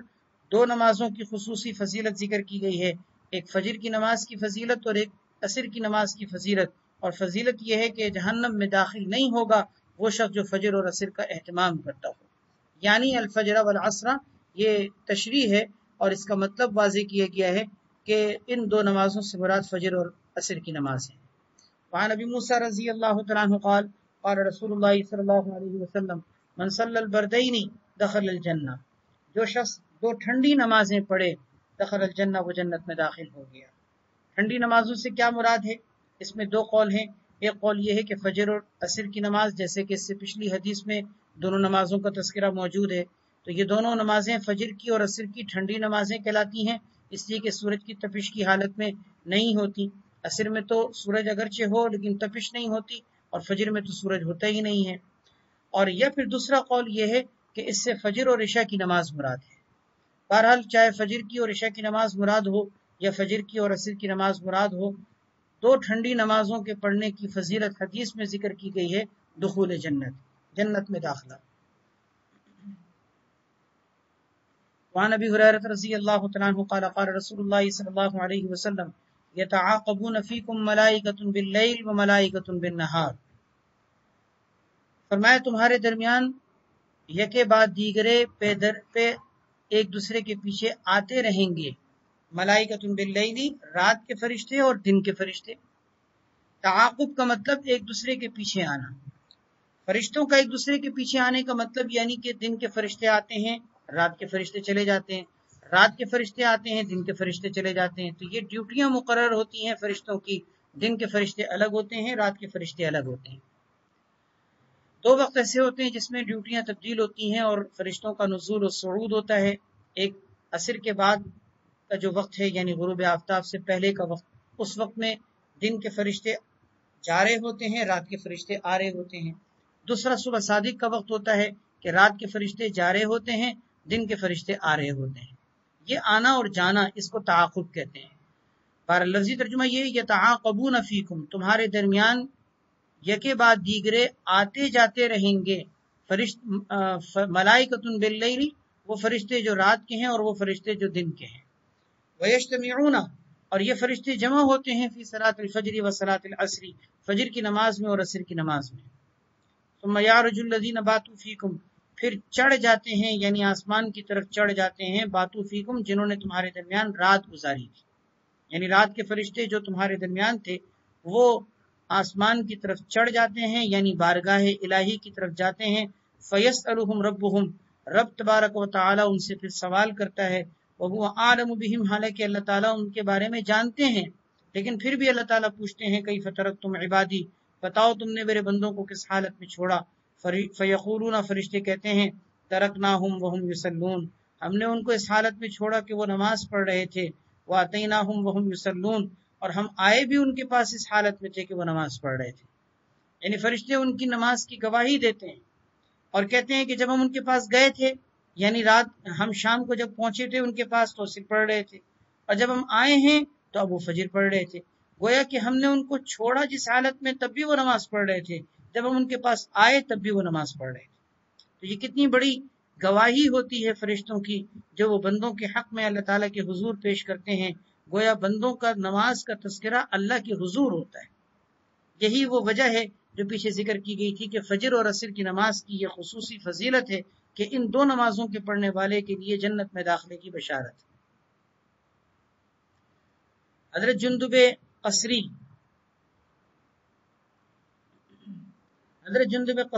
بعض نسخوں میں قشیری بھی ہے جیسا کہ آگے آ رہی ہے بات۔ حضرت جندب قصری رضی اللہ تعالیٰ عنہ سے مروی ہے کہ رسول اللہ صلی اللہ علیہ وسلم نے ارشاد فرمایا کہ من صلی صلاۃ الصبح، جس نے صبح کی نماز ادا کی، فہو فی ذمۃ اللہ، وہ اللہ کی حفاظت میں آ گیا۔ اب کتنی اندازہ کیجئے کہ کتنی بڑی فضیلت ایسے شخص کی بیان کی جا رہی ہے جو فجر پڑھتا ہے، گویا دن بھر وہ اللہ کی حفاظت میں آ گیا۔ فلا یطلبنکم اللہ، پس ہرگز اللہ تعالیٰ تم سے مطالبہ نہ کرے اپنے ذمے کے بارے میں کسی چیز کا،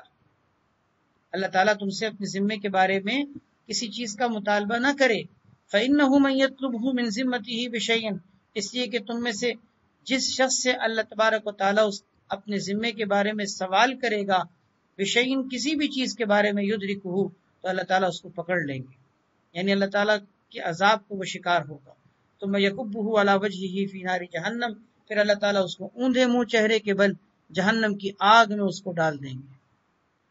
اللہ تعالیٰ کے ذمے میں آ جاتا ہے، یعنی اللہ کی حفاظت میں آ جاتا ہے فجر پڑھنے والا۔ پھر آگے جو یہ کہا نا کہ تم میں سے تم میں سے جس شخص سے اللہ تعالیٰ اپنے ذمے کا سوال کرے، اللہ تعالیٰ اس کو پکڑ لیں گے۔ ذمے کا سوال کرنے کا کیا مطلب؟ اس کے دو مطلب ذکر کیے گئے۔ ایک مطلب تو یہ ہے کہ جو شخص فجر نہیں پڑھتا تو وہ گویا کہ کوتاہی کر رہا ہے، گناہ کا ارتکاب کر رہا ہے، تو اللہ تبارک و تعالیٰ اس سے اپنے ذمے کا سوال کریں گے کہ یعنی اس کا مطلب یہ کہ فجر اگر تم پڑھتے تو میرے ذمے اور میری حفاظت میں آتے، اس ذمے کا جواب دو کہ تم میری حفاظت میں کیوں نہیں آئے۔ اس ذمے کا اگر اللہ تعالیٰ نے سوال کر لیا تو اللہ تعالیٰ اس کو پکڑ لیں گے اور جہنم کے اندر اس کو اوندھے منہ ڈال دیں گے۔ گویا فجر نہ پڑھنے کی صورت میں اس کوتاہی کی وجہ سے اس کے لیے جہنم کا فیصلہ ہو سکتا ہے۔ دوسرا مطلب اس حدیث کا یہ ذکر کیا گیا ہے کہ کوئی شخص جس نے فجر کی نماز پڑھی ہو اور دوسرا شخص آ کر اس کو کوئی نقصان پہنچائے تو دراصل وہ اللہ کی حفاظت میں کسی کو نقصان پہنچا رہا ہے، تو اللہ تعالیٰ اپنی اس حفاظت کا اس نقصان پہنچانے والے سے سوال کریں گے کہ تم نے میری حفاظت میں موجود کسی شخص کو نقصان کیسے پہنچایا۔ اللہ تعالیٰ جس سے اپنے ذمے کا یعنی اپنی حفاظت کے بارے میں کسی چیز کا سوال کر لے، اللہ اس کو پکڑیں گے اور اس کو اوندھے منہ جہنم میں دھکیل دیں گے۔ دونوں مطلب سمجھ میں آ گئی؟ یعنی گویا کہ پہلی صورت میں نماز پڑھنے والے کے بارے میں بات کی گئی ہے، نماز نہ پڑھنے والے کے بارے میں بات کی گئی ہے کہ فجر کی نماز جو نہیں پڑھتا اللہ اپنے ذمے کو اس سے سوال کریں گے، اور جو سوال کریں گے تو اس کو پکڑ لیں گے اور جہنم میں ڈال دیں گے۔ اور دوسری صورت میں اس کا مطلب یہ ہے کہ جو فجر پڑھتا ہوگا اس کو کوئی اگر نقصان پہنچائے تو اللہ تعالیٰ اپنے ذمے کا اس سے سوال کریں گے کہ تم نے میرے ذمے میں موجود کسی شخص کو نقصان کیسے پہنچایا۔ جب وہ پوچھیں گے اللہ تعالیٰ اس سے تو اس کو پکڑ لیں گے اور اس کو جہنم میں دھکیل دیں گے۔ یہ دونوں مطلب اس حدیث کے ہو سکتے ہیں۔ رواہ مسلم وفی بعض نسخ المصابیح القشیری بدل القصری، بعض مصابیح السنہ کے نسخوں کے اندر قشیری کے الفاظ ہیں بدل القصری، یعنی قصری کے بجائے اس میں قشیری کے الفاظ ہیں۔ میری آواز کلیئر آ رہی ہے آپ لوگوں کو؟ آواز میں کوئی پرابلم ہو تو بتا دیا کریں۔ وعن ابی ہریرہ رضی اللہ تعالی عنہ قال قال رسول اللہ صلی اللہ علیہ وسلم لو یعلم الناس ما فی النداء والصف الاول، حضور اکرم صلی اللہ علیہ وسلم کا ارشاد ہے لو یعلم الناس، اگر لوگوں کو معلوم ہو جائے ما فی النداء والصف الاول، کہ اذان دینے میں اور پہلی صف میں نماز پڑھنے کے اندر کیا فضیلت ہے۔ ندا بمانے اذان دینا، ندا کا معنی پکار کے آتے ہیں، لیکن یہاں اس سے مراد اذان ہے۔ اگر لوگوں کو معلوم ہو جائے کہ اذان دینے میں اور پہلی صف میں نماز پڑھنے کے اندر کیا فضیلت ہے، ثم لم یجدوا، اور پھر وہ لوگ نہ پائیں اس فضیلت کو حاصل کرنے کے لیے کوئی راستہ مگر یہی کہ ان یستہموا، کہ ان کو آپس میں قرآن دازی کرنی پڑے، لستہموا، تو وہ قرآن دازی کریں لیکن اس فضیلت کو کبھی نہ چھوڑیں۔ دیکھیں، ایک عمل کو اگر کئی لوگ کرنا چاہیں جبکہ وہ عمل سب نہیں کر سکتے، مثلا صف اول میں سارے نمازی نماز نہیں پڑھ سکتے، اذان ظاہر ہے کہ ایک ہی شخص دے سکتا ہے نا، سب مل کر الگ الگ اذان تو نہیں دے سکتے، اذان تو ایک ہی مرتبہ ہوتی ہے۔ تو اگر یہ دو چیزیں ایسی ہیں کہ ان کی فضیلت لوگوں کو معلوم ہو جائے تو ظاہر ہے کہ ہر آدمی اس کو حاصل کرنے کے لیے آگے بڑھے گا۔ جب آگے بڑھے گا تو آگے بڑھنے کی صورت میں یہ نقصان ہو سکتا ہے کہ بھائی سب مل کر کیسے کر سکتے ہیں، چلو قرآن دازی کرنی پڑے گی، تو قرآن دازی بھلے کرنی پڑے، لوگ قرآن دازی کر کے اپنے لیے اس فضیلت کو حاصل کرنے کی کوشش کریں لیکن کبھی اس عمل کو چھوڑیں نہیں۔ یہ ایک انداز ہے جس انداز سے کسی چیز کا مقام اور مرتبہ پیش کیا جاتا ہے. کہا جاتا ہے نا کہ اگر تمہیں پتہ ہو تو تم اس کو حاصل کرنے کے لیے تمہیں کتنی محنت و مشقت کرنی پڑے لیکن تم ضرور کرو. تو یہ ایک انداز ہوتا ہے کسی چیز کا مقام بتانے کے لیے. آپ نے فرمایا اگر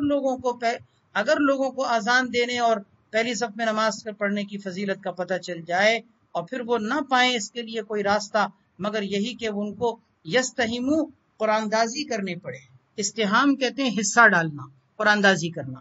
لستہمو تو وہ قرآن دازی کریں لیکن اس فضیلت کو حاصل کرنے کے لیے جو ہے وہ ہر ممکن کوشش ضرور کریں. ولو یعلمون ما فی التہجیر، اور اگر لوگوں کو پتہ چل جائے کہ صلاۃ حاجرہ میں کیا فضیلت ہے. تہجیر کہتے ہیں سورج کی تپش کی حالت میں نماز پڑھنا، جس کو ظہر کی نماز کہتے ہیں. اگر لوگوں کو پتہ چل جائے تہجیر میں یعنی ظہر کی نماز دوپہر میں پڑھنے کی کیا فضیلت ہے، لستبقوا الیہ تو لوگ اس کی طرف سبقت کریں. ولو یعلمون ما فی العتمۃ، اگر لوگوں کو معلوم ہو جائے کہ کیا اجر و ثواب رکھا ہے عشاء کی نماز میں. عتمہ تاریکی کو کہتے ہیں، عشاء کی نماز کو بھی عتمہ کی نماز کہا جاتا ہے. اگر لوگوں کو پتہ چل جائے عشاء کی نماز کی تاریکی میں کہ کیا فضیلت اس میں رکھی ہے، والصبح اور فجر کی نماز یعنی صبح کی نماز میں کیا فضیلت رکھی گئی ہے، لاتوہما تو لوگ ان دونوں نمازوں میں یعنی عشاء کی اور فجر کی نماز میں حاضر ہوں. ولو حبون اگرچہ ان کو حبون یعنی حبوہ باندھ کر چل کر آنے کی نوبت کیوں نہ آ رہی ہو. حبوہ کا مطلب یہ ہوتا ہے کہ کولوں کے بل گھسیٹ کر آنا. کولوں کے بل کہ ایک انسان جو ہے وہ اپنے بچہ جس طرح چلتا ہے نا کہ دونوں ہاتھ اور دونوں گھٹنوں پر چل رہا ہوتا ہے، اس کو بھی حبوہ کہا جاتا ہے. اسی طریقے سے حبوہ باندھ کر چلنے کا ایک اور طریقہ ہوتا ہے کہ ایک انسان زمین پر بیٹھ کر کولے گھسیٹ رہا ہو، یعنی سیدھا بیٹھا ہوا ہے اور ہاتھوں کی مدد سے کولے گھسیٹ کر آگے چل رہا ہو. یہ کتنی مشقت کے ساتھ چلنا ہوگا. فرمایا اگر کوئی اتنی مشقت کے ساتھ چل کر آنا پڑ جائے پھر بھی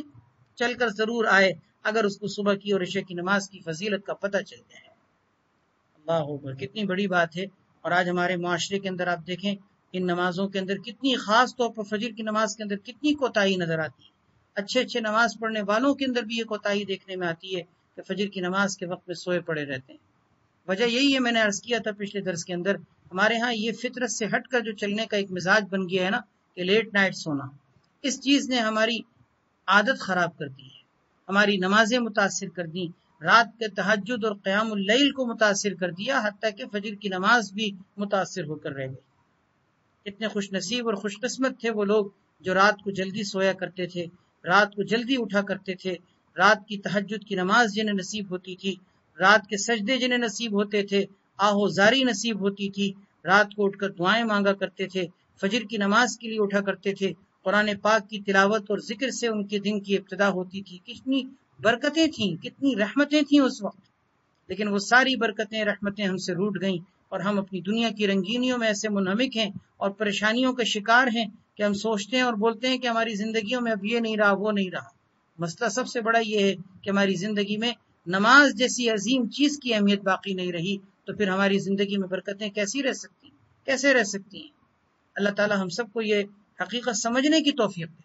ہم نہیں کر سکتے دوسروں کی اصلاح، ہم نہیں کر سکتے معاشرے کے اصلاح، لیکن کم سے کم اپنی ذات کی حد تک اپنے گھر والوں کے اعتبار سے اپنے ماتحتوں کے اندر تو اس نماز کے حوالے سے کوتاہیوں کو دور کریں. اپنے گھر کے اندر یہ ماحول اور یہ مزاج پیدا کریں، نماز کے حوالے سے اس کی عظمت، محبت، نماز کا ادب اور احترام، اس کی اہمیت، اس کی فوقیت، رات کو جلدی سونا، صبح جلدی اٹھنا، یہ مزاج اپنے گھروں کے اندر پیدا کریں. اللہ پاک ہم سب کو اس کے لیے قبول فرمائے.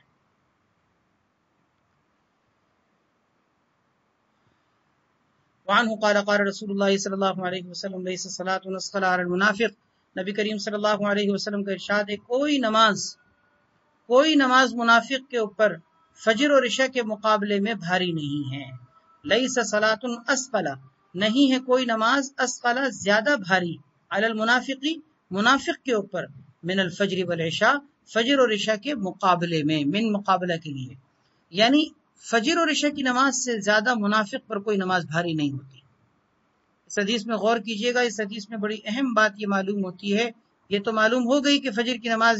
فجر اور عشاء کی نماز منافق پر بھاری ہے، لیکن اس حدیث پہ غور کرنے سے یہ بات بھی معلوم ہوتی ہے کہ اگر کسی کو یہ دیکھنا ہو کہ اس کے اندر خدا نخواستہ نفاق تو نہیں ہے، اس کے اندر نفاق تو نہیں ہے، تو وہ اپنی زندگی کے اندر اس بات کو دیکھے کہ فجر کی اور عشاء کی نماز اس کی زندگی میں بآسانی ادا ہوتی ہیں یا یہ کہ نمازیں اس کے اوپر گراں گزرتی ہیں۔ اگر یہ نمازیں اس کی زندگی میں گراں گزرتی ہیں، بوجھل ہیں، تو اس کا مطلب یہ کہ اپنے نفاق کو دور کرنے کی کوشش کرے، کیونکہ یہ منافق کے ساتھ ہوتا ہے۔ منافق پر فجر کی اور عشاء کی نماز بھاری ہوتی ہے، کیونکہ نیند کو قربان کرنا اور بستر کو چھوڑنا اور فجر کی نماز کے لیے جانا، چاہے موسم سردی کا ہو چاہے موسم گرمی کا ہو۔ گرمی کے موسم میں راتیں مختصر ہوتی ہیں، چھوٹی راتیں ہوتی ہیں، نیند پوری نہیں ہوتی، فجر کی نماز کے لیے اٹھنا مشکل ہوتا ہے، بستر چھوڑنا گراں گزرتا ہے۔ سردی کی راتوں میں، ٹھٹرتی راتوں میں، سردی کے موسم میں اٹھنا، بستر نرم گرم بستر کو چھوڑنا، ٹھنڈے پانی کو ہاتھ لگانا اور پھر فجر کی نماز کے لیے جانا، یہ مشکل کام ہوتا ہے۔ موسم چاہے سردی کا ہو گرمی کا ہو، چاہے موسم کسی بھی طرح کا ہو، لیکن جو مخلص مومن ہوتے ہیں ان کے لیے فجر کوئی مشکل نہیں ہوتی۔ منافق پر یہ نماز بھاری ہوتی ہے۔ اللہ پاک ہم سب کو نفاق سے بری فرمائے، اپنے مخلصین بندوں میں شامل فرمائے۔ وَلَوْ يَعْلَمُونَ مَا فِيهِمَا، اگر لوگوں کو پتہ چل جائے کہ ان دو نمازوں میں یعنی فجر اور عشاء کی نماز میں کیا فضیلت رکھی گئی ہے، لَأَتَوْهُمَا وَلَوْ حَبًّا، تو وہ ان دونوں نمازوں میں ضرور حاضر ہوں، اگرچہ ان کو حبوا باندھ کر آنا کیوں نہ پڑ جائے، یعنی گھٹنوں کے بل یا اپنے کولے کے بل گھسٹتے ہوئے کیوں نہ آنا پڑ جائے، لیکن وہ ضرور آئے۔ حضرت عثمان رضی اللہ تعالیٰ عنہ سے مروی ہے کہ نبی کریم صلی اللہ علیہ وسلم نے ارشاد فرمایا، من صلی العشاء فی جماعت، جو عشاء کی نماز جماعت سے پڑھ لے، فکأنما قام نصف اللیل، گویا کہ اس نے آدھی رات قیام کیا، آدھی رات تک اس نے گویا کہ کھڑے ہو کر عبادت کی۔ اور من صلی الصبح فی جماعت، اور جس نے صبح کی نماز جماعت کے ساتھ ادا کی، فکأنما صلی اللیل کلہ، گویا کہ اس نے ساری رات نماز ادا کی۔ کتنی بڑی فضیلت ہے کہ عشاء کی نماز پڑھنے پر آدھی رات قیام کا ثواب ملتا ہے، فجر کی نماز پڑھنے پر پوری رات عبادت کا ثواب ملتا ہے۔ رواہ مسلم۔ وعن ابن عمر رضی اللہ تعالیٰ عنہ قال قال رسول اللہ صلی اللہ علیہ وسلم لا یغلبنکم الاعراب، فرمایا کہ اعراب یعنی دیہاتی لوگ تم پر غالب نہ آ جائیں، علی اسم صلاتکم المغرب، تمہاری مغرب کی نماز کے نام پر، کہ مغرب کی نماز کے نام پر غالب آنے کا مطلب یہ ہے کہ وہ مغرب کی نماز کو جو ہے وہ مغرب کی نماز کو وہ عشاء کی نماز کہتے ہیں، تو کہیں تم بھی ان کی دیکھا دیکھی میں مغرب کو عشاء نہ کہنا شروع کر دو۔ یہ بات میں نے پہلے بھی عرض کی تھی کہ مغرب کی نماز کو عرب میں یہ دستور تھا کہ بعض اوقات مغرب کی نماز کو عشاء کی نماز کہہ دیا کرتے تھے، تو پھر عشاء کی نماز کو ممتاز کرنے کے لیے وہ کہتے تھے عشاء آخرہ، مغرب ہے صرف عشاء اور عشاء کی نماز ہے عشاء آخرہ۔ اچھا، اسی طریقے سے ایک اور نام بدل کر کہنے کی عادت یہ تھی کہ عشاء کی نماز کو صلاۃ العتمہ کہتے تھے،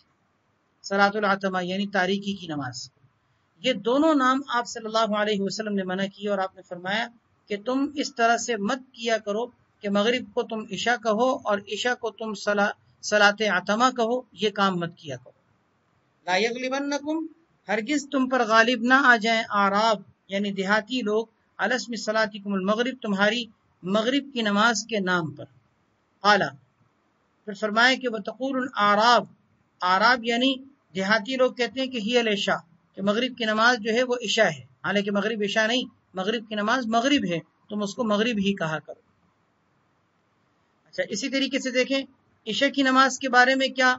صلاۃ عتمہ کا لفظ استعمال کیا جاتا تھا، اگلی حدیث میں وہ بات ذکر کی گئی ہے۔ وقال، اور فرمایا کہ لا یغلبنکم الاعراب، ہرگز اعراب یعنی دیہاتی تم پر غالب نہ آ جائیں، علی اسم صلاتکم العشاء، تمہاری عشاء کی نماز کے نام پر، فإنہا فی کتاب اللہ العشاء، کہ یہ اللہ کی کتاب میں عشاء کے نام سے موسوم ہے، یعنی عشاء کی نماز کا نام قرآن پاک کے اندر عشاء کے لفظ سے ذکر کیا گیا ہے، تو تم اس کو عشاء کہا کرو، اس کو صلاۃ عتمہ نہ کہا کرو جیسے کہ دیہاتی کہتے ہیں۔ فإنہا تعتم بحلاب الإبل، کیونکہ یہ عشاء کی نماز تاریک کر کے پڑھی جاتی ہے، بحلاب الإبل، باب معنی وقت کے ہے، یعنی اونٹوں کے دودھ کے نکالنے کے وقت میں۔ یہ عشاء کی نماز تاریک کر کے پڑھی جاتی ہے، یعنی اندھیرے میں پڑھی جاتی ہے،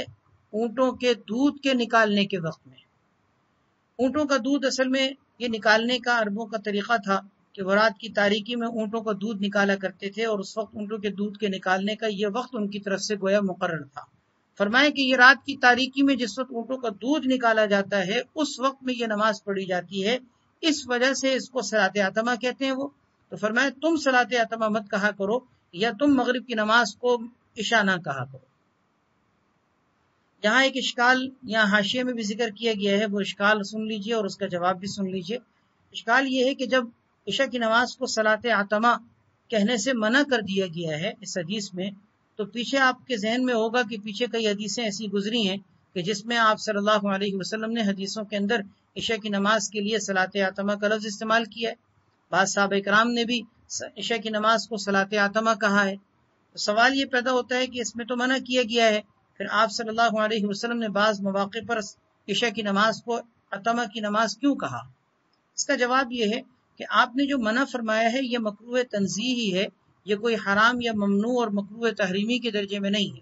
اور مکروہ تنزیہی کا مطلب یہ ہوتا ہے کہ یعنی ایک مناسب بات نہیں ہے، ورنہ مسئلے کی روح سے ناجائز بھی نہیں ہے۔ اس لیے یہاں پر آپ نے بیان جواز کے لیے یہ کہہ دیا، اور نہیں پیچھے جو ہے مختلف حدیثوں میں جو گزر چکا ہے وہاں پر آپ نے بیان جواز کے لیے کہا، اور یہاں آپ نے مناسب بات کو بیان کیا کہ مناسب یہ ہے کہ نہ کہنا چاہیے، نہیں کہنا چاہیے۔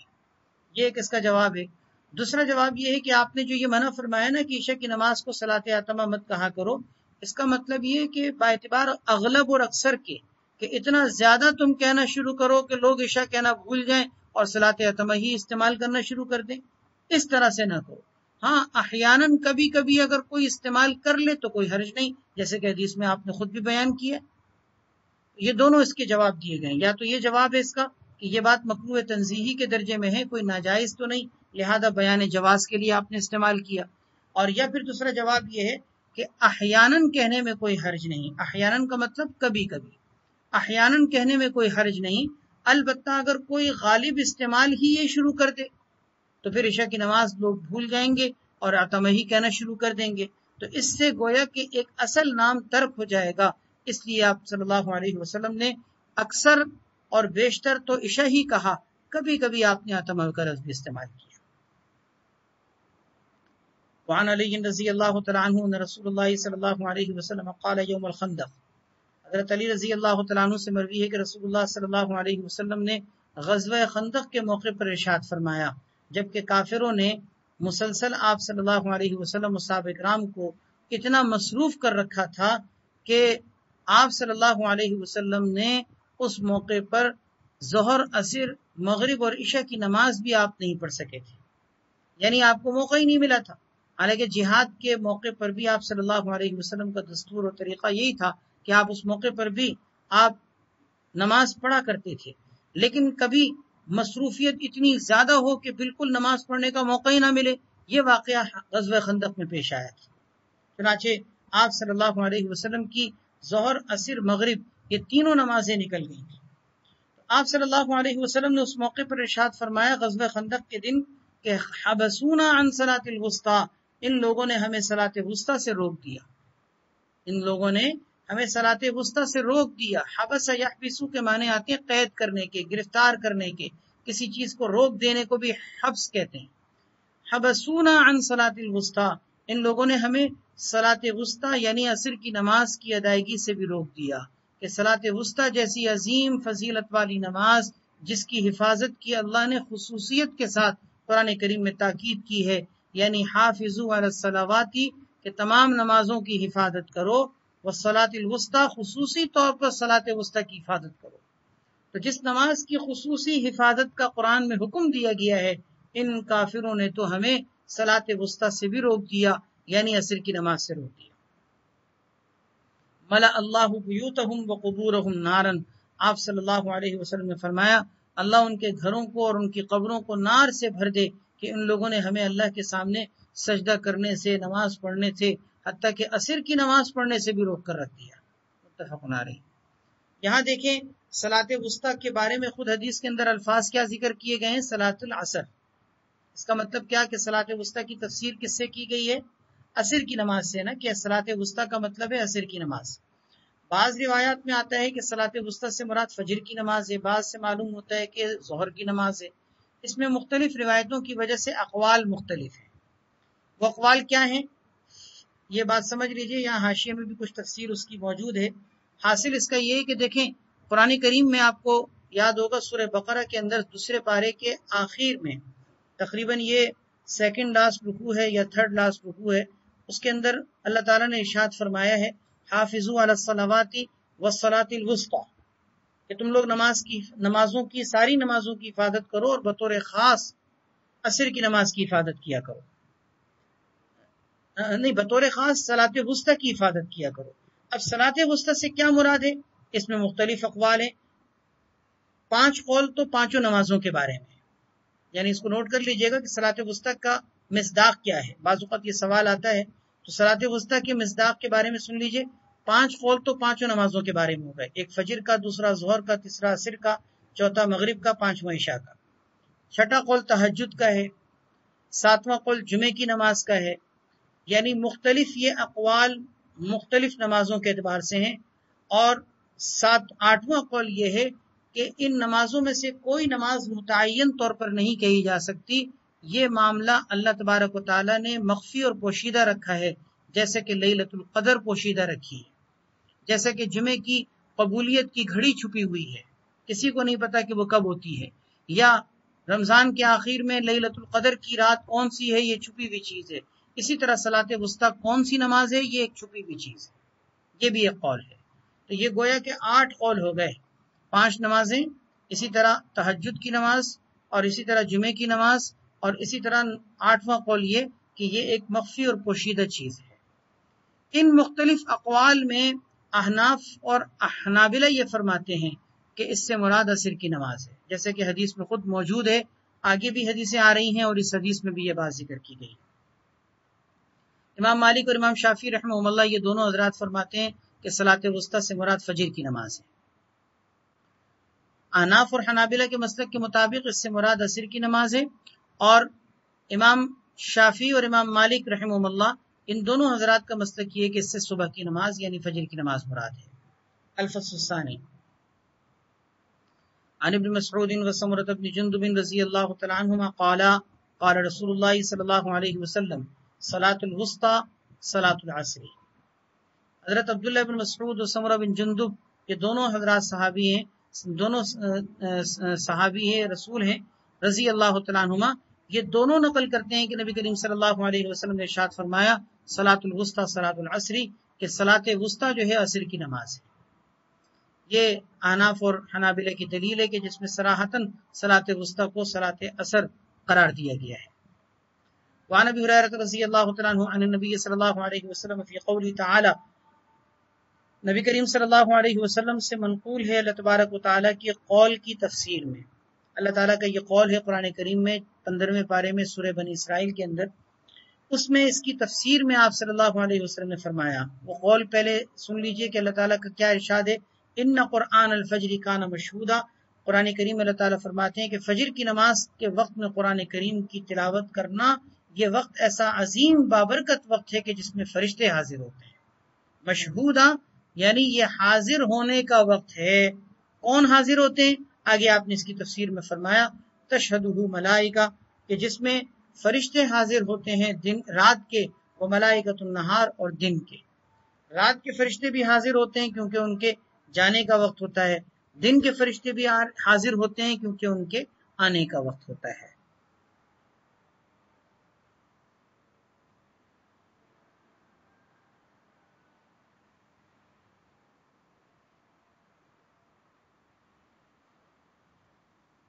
الفصل الثالث عن زید بن ثابت وعائشہ رضی اللہ تعالی عنہما. یہ دونوں حضرات رضی اللہ تعالی عنہما فرماتے ہیں کہ الصلاۃ الوسطی صلاۃ الظہر، صلاۃ وسطی سے مراد صلاۃ ظہر ہے یعنی ظہر کی نماز. یہ بھی ایک قول ہے جیسے کہ میں نے عرض کر دیا ہے. رواہ مالک عن زید، امام مالک رحمۃ اللہ علیہ نے اس کو حضرت زید بن ثابت رضی اللہ تعالیٰ عنہ سے نقل کیا ہے، اور امام ترمذی رحمۃ اللہ علیہ نے اس حدیث کو دونوں سے نقل کیا ہے بطور تعلیق کے. تعلیق کا مطلب یعنی سند کے بغیر جو ہے انہوں نے ان دونوں کا قول جو ہے وہ نقل کیا ہے.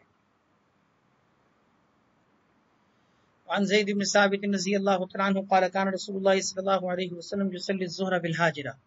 نبی کریم صلی اللہ علیہ وسلم ظہر کی نماز حاجرہ میں یعنی سورج کی تپش کی حالت میں، جب سورج تپتا ہوا سورج ہوتا تھا یعنی زوال کے بعد کا جو وقت ہے، اس وقت میں آپ صلی اللہ علیہ وسلم ظہر کی نماز پڑھایا کرتے تھے۔ ولم یکن یصلی صلاۃ، آپ کوئی نماز نہیں پڑھاتے تھے ایسی جو کہ اشد علی اصحاب رسول اللہ صلی اللہ علیہ وسلم منہا، جو نبی کریم صلی اللہ علیہ وسلم کے صحابہ کرام پر زیادہ شدید اور گراں ہو، منہا ظہر کے مقابلے میں، یعنی اس سے زیادہ کوئی سخت نماز نہیں ہوتی تھی۔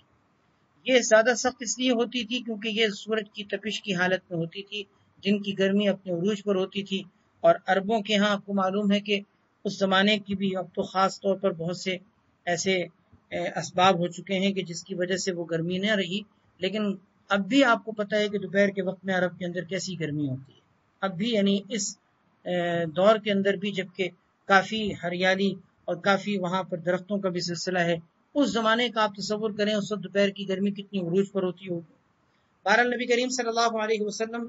کوئی نماز نہیں پڑھاتے تھے ایسی جو زیادہ آپ کے صحابہ کرام کے اوپر گراں گزرتی ہو، شدید ہوتی ہو، منہا ظہر کے مقابلے میں سب سے زیادہ شدید یہی نماز ہوتی تھی۔ فنزلت، چنانچہ اللہ تبارک و تعالی نے قرآن کریم میں یہ آیت نازل فرمائی، یہ آیت نازل ہوئی حافظوا علی الصلوات والصلاۃ الوسطی، تمام نمازوں کی حفاظت کرو اور بطور خاص صلاۃ وسطی کی حفاظت کرو۔ وقال، اور فرمایا کہ ان قبلها صلاتین وبعدها صلاتین، اس سے پہلے بھی دو نمازیں ہیں، اس کے بعد بھی دو نمازیں ہیں، یعنی صلاۃ وسطی سے پہلے بھی دو نمازیں ہیں، کس طرح کہ فجر اور ظہر، اور اس کے بعد بھی دو نمازیں ہیں یعنی مغرب اور عشاء۔ اگر ہم عصر کی نماز اس سے مراد لیں تو یہ معنی ہوگا، اور اگر ہم ظہر مراد لیں جیسے کہ حدیث میں ظہری کی فضیلت ذکر کی جا رہی ہے تو بظاہر یہ معلوم ہوتا ہے کہ صلاۃ وسطی سے ظہر مراد ہے، تو اس صورت میں اس کا مطلب یہ ہوگا کہ اس سے پہلے بھی دو نمازیں ہیں یعنی عشاء اور فجر، اور اس کے بعد بھی دو نمازیں ہیں یعنی عصر اور مغرب۔ تو یہ جو کہا جاتا ہے نا صلاۃ وسطی سے پہلے بھی اور بعد میں بھی دو دو نمازیں ہیں، یہ ہر نماز کے بارے میں بولا جا سکتا ہے۔ فجر کے بارے میں بول سکتے ہیں کیونکہ فجر سے پہلے مغرب اور عشاء ہے اور فجر کے بعد ظہر اور عصر ہے، ہر نماز کے بارے میں یہ بات کہی جا سکتی ہے۔ رواہ فی الموطا،